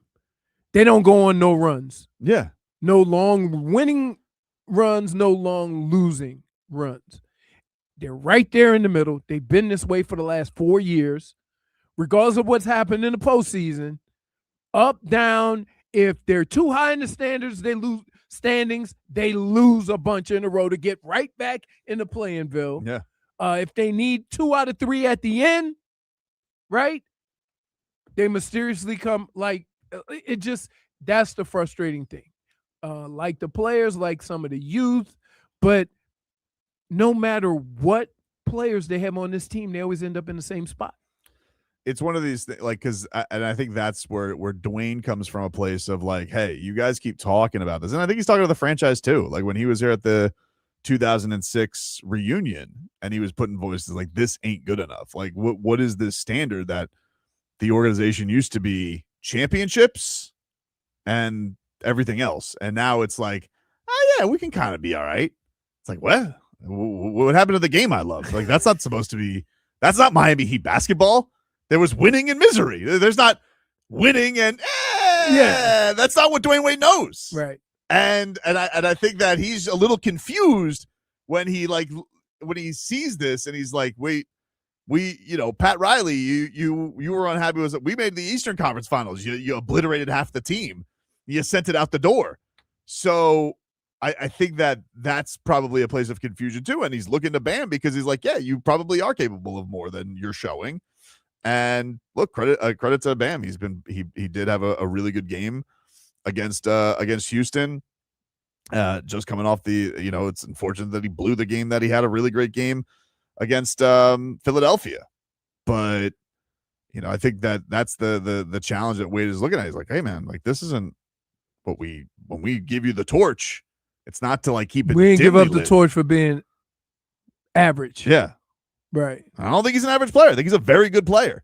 I just think that the dynamics of Bam and what they ask him to do is what you had others on your team to do. And it's all falling to him because, one, he doesn't miss any games. Right? So now he's trying to cover for all the guys miss games. When Tyler was missing games, now when Norm's missing games, he's doing, a lot of everything. And so it's unfair to him that of all the guys on that team that we either brought in to do one thing or been on this team to do one thing, he's been asked to do everything when those guys aren't available. So I'm always going to, I'm never going to be too critical of Bam because he can't just relax and play a role. Mm-hmm. And that part sucks. And what would help him be able to do that is having Kel'el on the floor. I knew it was going to go there. I'm not Right. surprised it really ended there. Brittney, are you surprised it ended there for him? Nope. Nope, not in the least. He's really pushing that agenda. Well, it's not Sweet then. Sweet then. perfectly fine. Okay, if you It's a guys don't like the truth, I actually like that's his fine. opinion on No, this. it's not that I don't like his opinion on it, but somebody may say he's pushing the Kel'el agenda. Okay. I would say there's only one agenda, and that's anti-Kel'el agenda, which I don't like. Yeah. Well, it seems like his own team Obvious- might be the anti The Kel'el agenda. obvious agenda is have the most athletic specimen on your team just play a lot. Pelle Larsson, I asked Pelle Larsson a question after the game, Mm-hmm. and he gave me like an answer that he made me feel like an idiot because he's like, what a stupid question, but politely in a Swedish way. Because I was just like, hey, that connection you have with Kel'el Ware, like, where does that come from? The alley-oops. He goes, where does it come from? He's taller than everybody. I throw it up wherever he wants. He makes me look good. It's like, that's a good point. Sometimes we don't have to overthink these things. It was a dumb question, but a great answer. He's like, where does it come from? Look at him. Throw it up there. Cram. What face did he give you? Did he give you a face? No, he was just like, it was just one of those No, like that's a face, Taken back. Tobin. kind of like one of those like, where's it come from? Throw a ball. He's tall. Cram. Dunk. That's how it goes. I'm like, yeah, you know what? That was silly. We Ooh. really need clarification on that. Let's do this. Mac to Man says it best. Question for you. Switch Bam and Kel'el's minutes, guaranteed the team would be higher seed. I don't think so. But I think that I don't know why we have to choose. Yeah, I don't think we're No, not it's choosing just- between it the just- two.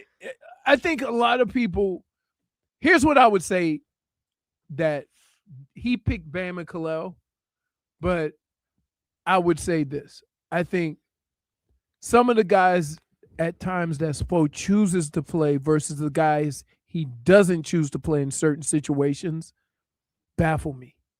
And that's the part that people are saying, okay, well, if you would have played these guys instead of that, the team would be better. And sometimes you're putting yourself in harm's way by choosing, how to play these guys. Because you have listen, I love the effort guys. Mm-hmm. I love how, Pella and Jaime and Davion and if you told me in 5 years that Kel'el Ware is a better player than Bam Adebayo, I wouldn't be stunned. Like, just based on what he has physically. I'm just saying, like, this year, no, it seems young to make MacMan. I know MacMan is always given the Bam critiques, which are fine. I'm not against that. I'm not against it. I just think it's too soon to say that. I think he's too young, but I think that if you told me one day, is Kel'el Ware going to be a better player than Bam Adebayo, I wouldn't be stunned if he was. I would say he's saying it for this reason, not to take a dump on Bam, which he does a lot. Yes, he does. But to emphasize how important and how much Kel'el could help. Mhm. And that's the part that just baffles me, is that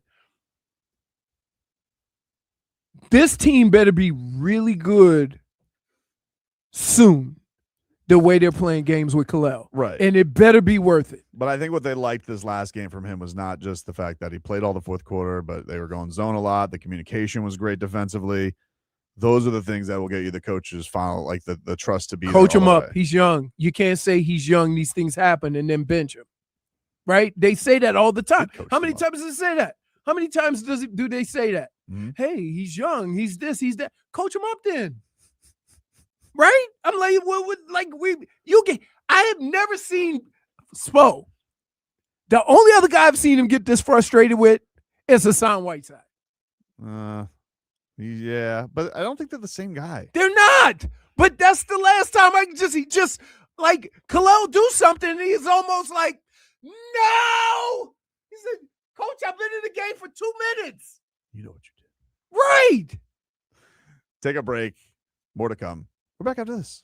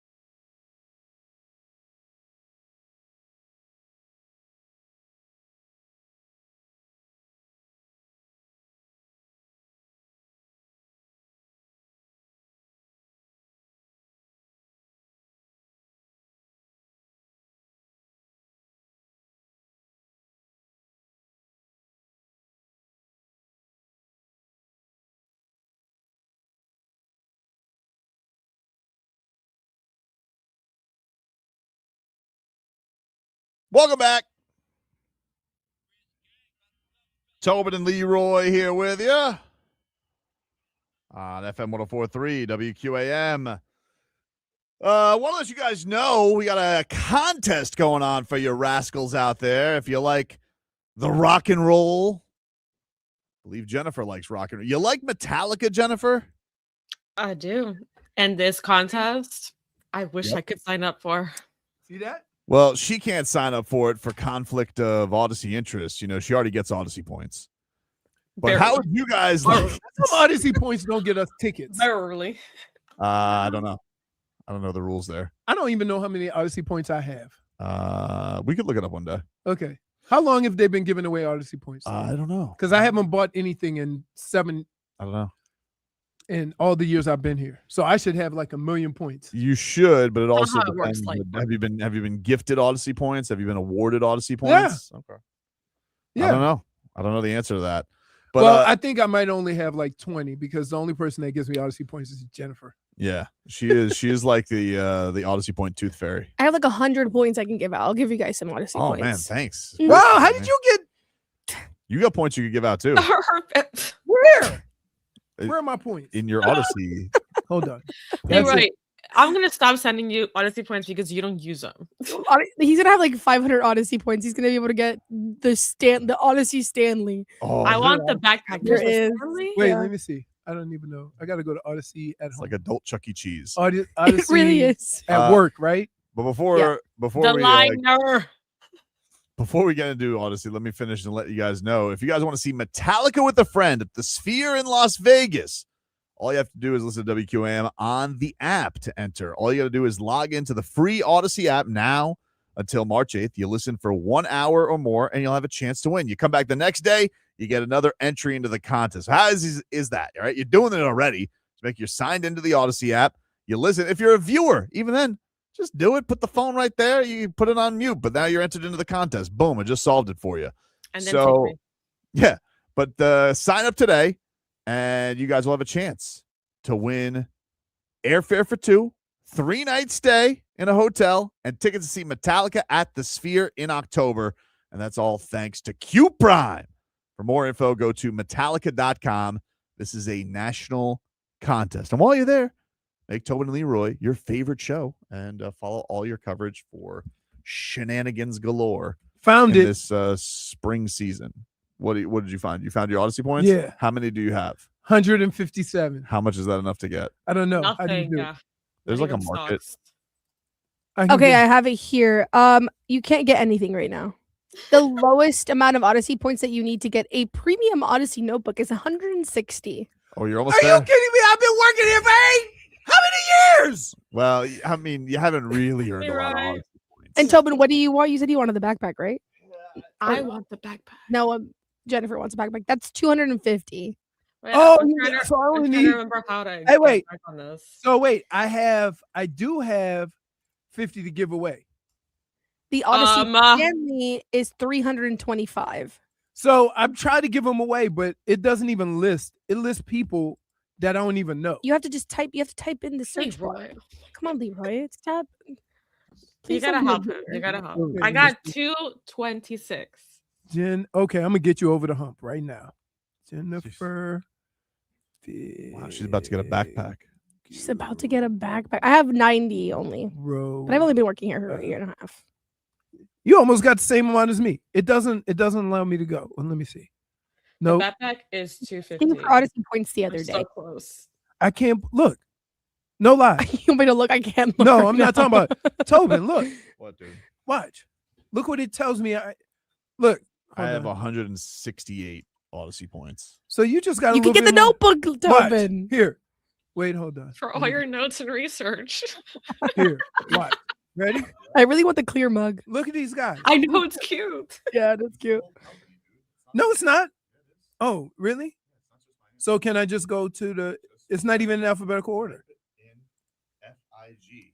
F-I-G. Oh, that's why. Oh, the Oh, wait. Who the hell's Stanley is Figgy Fig? 320. I don't know who Figgy Fig is, but that's not our Fig. That's not Oh. me.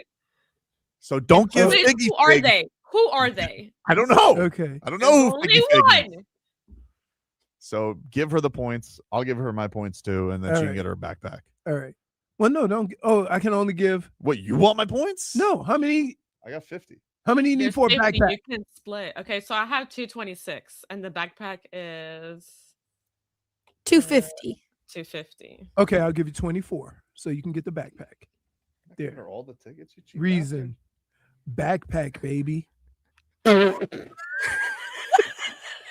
That goes to our boss. No, Len's gonna see that. Len's gonna see that. Other. Do I give it for hashtag courage? No, I gave her the 24 already. Yeah, but you gotta have a reason.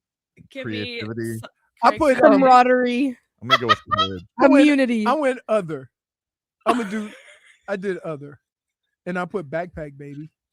I can only give 10 Odyssey points? Give. A maximum of 10.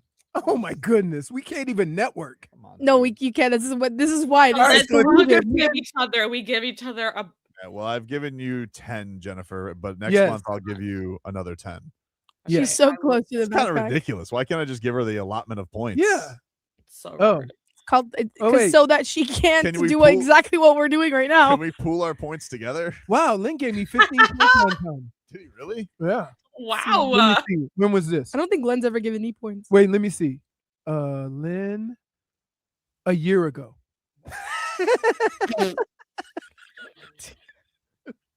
All I see is a backpack baby. No, you gotta say it right. Yeah. Not backpack, baby. Backpack, baby. Yeah, that's it. Backpack baby. So you could get the backpack. You got to say it like Tony Fiorentino. That's how you got to say it. Yeah, baby. Man, right now, I've been working here for how long? And all I could get is a Yeah, when decoder. A decoder. They ring. really, and like they got to have probably a closet full of this stuff. They really could roll back some of the point prices on this. No, it's the Like, fact that it's they gonna can just send it to us at least like maybe twice a year or something. Lynn, give me a back. Is it a nice backpack? It's an Odyssey backpack. It Wait. looks nice. Like it has. Where- It's like a good where's- material. Where's Okay, the? Leroy, where you see your points, it says tap to redeem. Okay, Wait, hold on, then hold you're on. gonna pull up, Hold on. Okay, to redeem and then the list of things that you can redeem are there.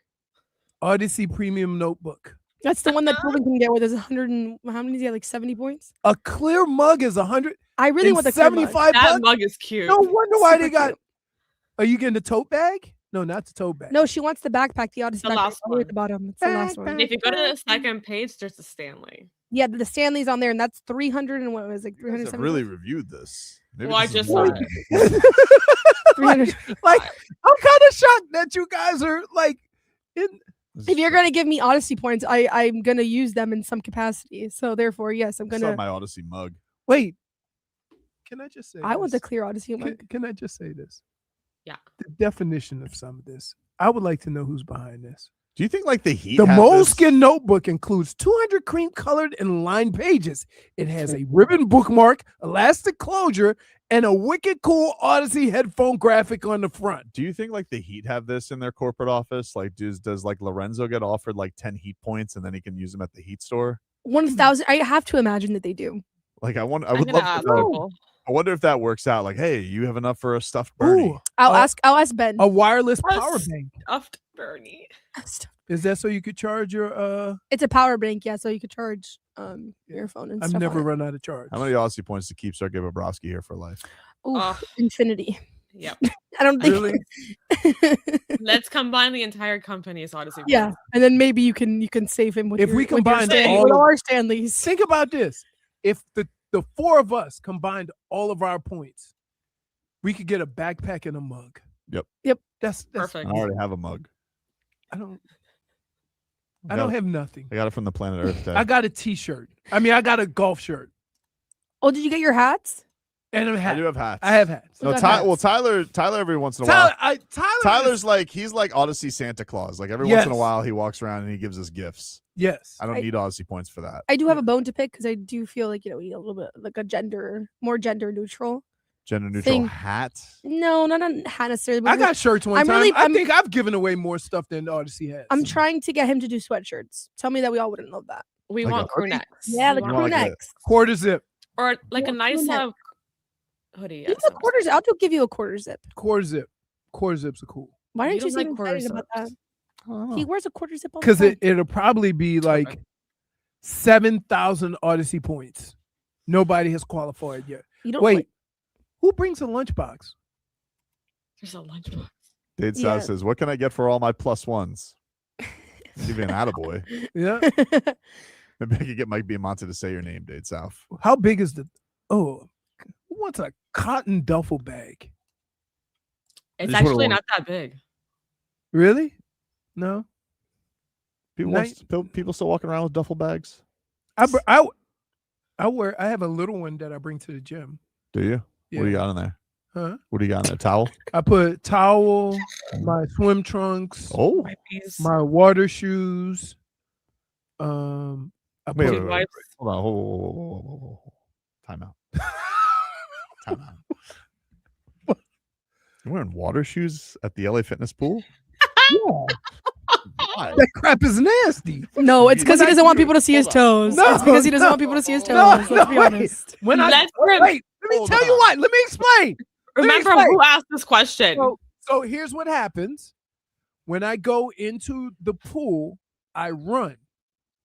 And when you run on the bottom of the pool, the bottom of your feet can get raw Scratch your running on the. toes. No, your feet. My feet have gotten scraped up running on the cement on the bottom of the pool. What are you, Aqua Rocky Balboa? You're running in the water like that? Like, how fast are you going? It's for exercise, dummy. You should try. I've never heard of it. Of right, running in the exactly. water like that. And look at the results. That's not nice. That's just you're saying. lashing out. That's You're not I'm not lashing lashing Yes, out. You're It's not getting nice. a minus They one. have Listen, treadmills. You could you're just getting run a out. minus- You could run out of water. No. -1. I got bad knees, bad feet, bad hips, but you can run in the pool and still get that You exercise sure in. you don't want to just show people the toes? Is that why? No, it's 1,000% that he doesn't want people to see his toes. Wow! Don't let him lie to you. Jump on in, Brittney. I already said it Well, I've first. only heard of people wearing water shoes when like they go to the springs. You don't want to walk on the rocks. I've never heard of people Yeah. wearing Hey, shoes. if you in the run pool. in the pool, the bottom of your feet get all messed up. Seriously.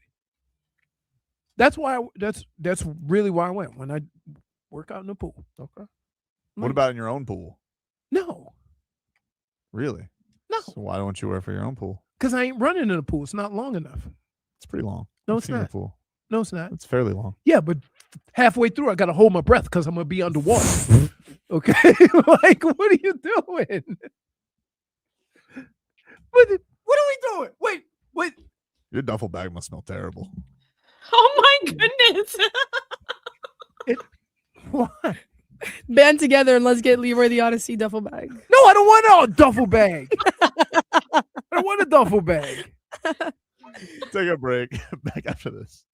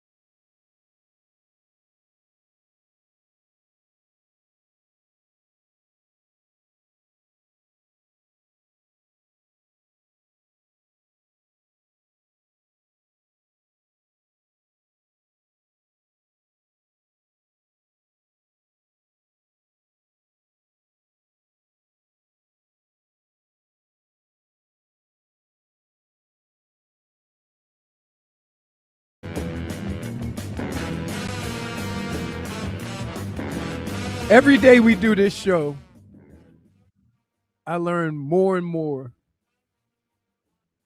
the things, as Jeff Foxworthy would say, you know you're a redneck when. I don't think that's nice. What did Tobin do? No, he just says, I don't like wearing water shoes. I like feeling the ground like Dusty Crumb. I do. What do they call that? Grounding? What is it called? Earthing, grounding, something like that. I don't know. No, it's called redneck. Only in the water though. Like I don't. It's called pata sucia. When I'm in the forest, like I'll put shoes on, but when I'm in the water, I like feeling like what's in the water, even if it's rocky or sharp or anything. No, but but like the algae. How about if you slip and fall? Nah, it's not. You're gonna slip and fall with the shoes on anyway. No, you're not. No. Yeah, you're My shoes are rubber. We have Those shoes are traction. awesome. And I'm running. If you run on the bottom of a pool, you will tear up the bottom of your feet. All right. So what you're all right? No. So my all right is again, I really I'm gonna give it to two people, the Heat again, but I am gonna also give it to Nico Echeverria, who won a golf tournament, and one of the announcers said that he was gonna win it when the day started. Okay. Which was kind of cool because, you know, it needed an epic collapse, but he did birdie one of the toughest holes to win. And that was really cool. I'm going to go for my oh no. I'm going to say Florida weather.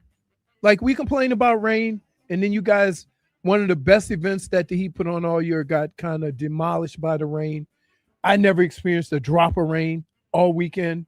And so I was wondering what the hell you guys sounds like you just wanted to be included in the rain. No, but no, I really, when I was talking last week about this event, I really did mean that this is one of the best events that is put on in South Florida. Because the Heat really do it up, and it's unfortunate that it got rained out. But yeah, that's my all right. My oh no. All right. All right. Oh, no. Jennifer, what's your all right? No. Well, adding on to that, my all right was and still is for the Miami Heat organization. Family Fest, despite it being rained out, they still prioritize safety while making a good out of a bad, intense situation. And to the point where we were all in the main tent, and then Fireman Derek's, which is one of the stands, came out and they were giving out cake. They were giving out cookies just to keep everybody like kind of like hopeful for the situation, like calm, cool, and collected. So that was really nice of them. And also the organization ended up raising over $14 million for local causes. Wow. All right. So the true meaning of the actual event is not lost, and that's wonderful to hear. My oh no obviously goes to the rain. Also because who actually won this whole battle of the bites? Are we gonna find out? All right, to Tommy. Are they going to make up the festival? Because I would love to know. Tommy he loves being a food judge. It's his favorite thing. He did this at the local chili cook-off, and now remember you guys did it. You and Mel did it at that was Crawfish Debauchery. Yeah, Craw Debauchery. Yeah, I do remember. Yeah. Brittney, what's your all right and oh no? Okay, my all right is going to go to, I know there's been a lot of drama circulating in the U.S. and the U.S. men's and women's hockey teams. Mm-hmm. And there was a really cool moment on Saturday Night Live this past weekend that I think was a really fun way and a good way to kind of silence everything. And shout out to the Hughes brothers for doing the right thing and going up there and, you know, honoring the women and also like kind of making a lighthearted joke out of it, which I think is the best way to grab America and really show like unity, especially going up there with Connor Story, who is in the hockey show Heated Rivalry, which is not necessarily something that I don't really know how to describe it, but it's not conventional in today's society for them to, you know, stand next to him and support not only the show, but also the women. So I thought that goes to my all right for sure. Awesome. And then my oh no is going to go to Jeremiah Love because honestly, get over it. Really How about like get over it? You're at the NFL Combine. You're about to get drafted into the NFL, and you still have to talk about Miami. You got more yards doing the 40-yard dash than you did in the game against Miami. So please keep your mouth shut. Thank you. He's just can't let the loss go. Like they beat Miami beat Notre Dame week 1. He's been whining about it since. He was whining about it on Instagram. He was rooting for Texas A&M. He was rooting for Ole Miss. And he's just upset because the Canes shut his ass down. Why is he taking it on the Canes? Because they didn't get in. He should be going after Alabama. I don't even because after you watched Alabama play in the playoffs, it doesn't even seem like he cares that they didn't get in. It's just that he lost to Miami. It's just anything against Miami, which I think is lame. Like, get over it. Again, you're about to be drafted into the NFL, and people are asking you questions, and you still have something to say about Miami. Like, keep your mouth shut already. It's a red flag. It's a red flag. And especially if the Dolphins draft you, then you're playing. Are you going to be okay if you have to play in that stadium? Or exactly. Are you just gonna be the Dolphins ain't drafting him. I know they're not drafting him, but what if they did? What if they did? What if they were just like, you know what? We think he's the best player. We're gonna go two-headed monster, him and Devon A. Chan. Stop being a whiny baby about it. And he's gonna be like, look, how am I gonna do this? I'm in Miami. Get over it, dude. My all right goes to Markel Bell because I've never seen that somebody that big hum down the field like that. That dude was moving. Can you imagine 340 running at you? Jeesh. So I'm happy for him. It feels like he's everybody's been talking about Maui Noah and Ruben Bain and Mesidor, but shout out to Markel Bell, man. That was a great combine showing. Dude looks like an absolute freak getting ready to enter the NFL draft. So he gets my all right. Tommy does get my all right for being a good critic as well. Could you imagine him when I saw him, he looked so angry. He was like, I mean, like, because he didn't make it through all the booths to try to wanted the rain to stop. Nah, he just wanted the rain to stop. He wanted the rain to stop, and then it moved me, so I had to move, and I think he was annoyed by that too. But it's all good. It's all good. He had a good time. My oh no goes to all these Marlins injuries, man. Everybody's all hurt. Got the World Baseball Classic coming up. Stowers is out. Our top prospect is out. Our first pick from last year, he's going to be out. The Marlins, I mean, the first pick for the Marlins has been like so cursed.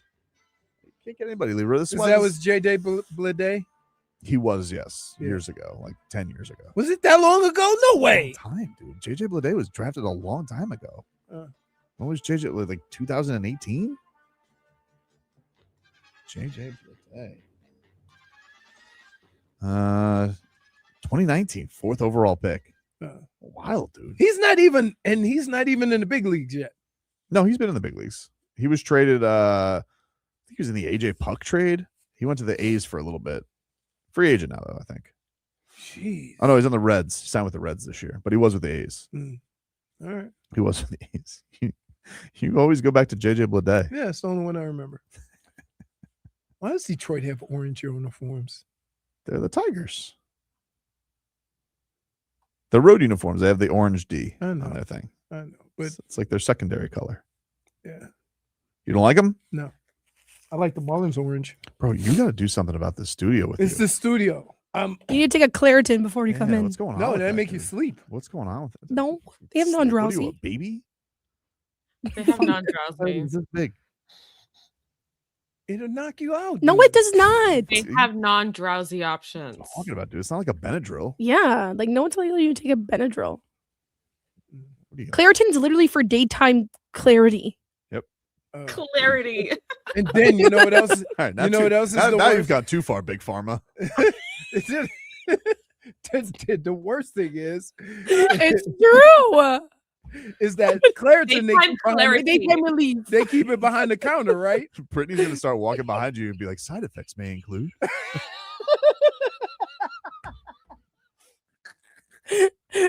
May include, but are not subject to. Say Leroy's nose running more in this water. Yeah, what's going on with that, dude? But how did it get worse? I felt like you got your sneezes out now. All of a sudden, it's just like it's just in here. As soon as I'm telling you, it's drafty in there. It's a draft. It's chilly today. It's very chilly in here. No, there's nobody here. Nobody's I mean, maybe that's here. why. Right. Maybe that's why. I don't know. But I don't know. It doesn't. I don't feel drafty. But you get on that microphone every day. It's Every a day it sneeze. sneeze. I never hear That's you. done to vacuum the room. So who to vacuum the room? Aren't they supposed to? Like, sometimes we come in here and they're cleaning up, like. Yeah, they don't come in here. I don't know what that is. They don't come into any of these rooms. They should. Who cares about the outside? When are they here? They come at night. I'm with the cleaning lady often during Heat games. So they're here during Heat games? Like, are they afraid to go in here during a Heat game? I don't know, because the thing is, like, I'm pretty sure we've told them before, like, please come in and dust. Like, the layers of dust that are in this room are gonna have lasting effects on my health. The worst part is that a lot of ticket. the amount of paper that's in there also is collecting even more dust. Even more and dust. It's super visible and disgusting. It's concerning. I'm mostly concerned for his allergies. I don't have allergies. That's what's causing it. Take an allergy test, Leroy. Did you ever have your allergy test come back? It's right on the spot. Hmm? You get it right on the spot. You allergic to anything weird? Men. Besides that. What? Yes. I got mushrooms, which was weird because I eat mushrooms. What? Yeah. So when it comes to allergies, it doesn't just mean like, oh, you're sneezing a lot or whatever. It could also mean like it can cause you bloating. You can go to the bathroom quite often, like Leroy and his situation. You can throw up. It's different types of allergies that it can cause you. You have the sweaty runs. The sweaty runs, bubble guts. It can cause you bubble guts. Wow, that's crazy. So will you still stick to mushrooms? I mean, I'm not much of someone who eats mushrooms, but if they're there, I'll eat them. But I never feel weird when I eat them. So that was strange that came up. Dust definitely came up. Mold, obviously. But that's like things that everyone is allergic to. Right. So Right. you paid for a test for nothing. I could have told you that. No, obviously there was other things. Mold Like, is gonna kick your ass, J-Fig. things I knew. The thing is, the whole reason why there's an allergy test was Your because breathing one day, apparatus sucks in a lot of dust. one day I was at a restaurant eating and I got a really bad reaction. And that's why I took the test. Okay.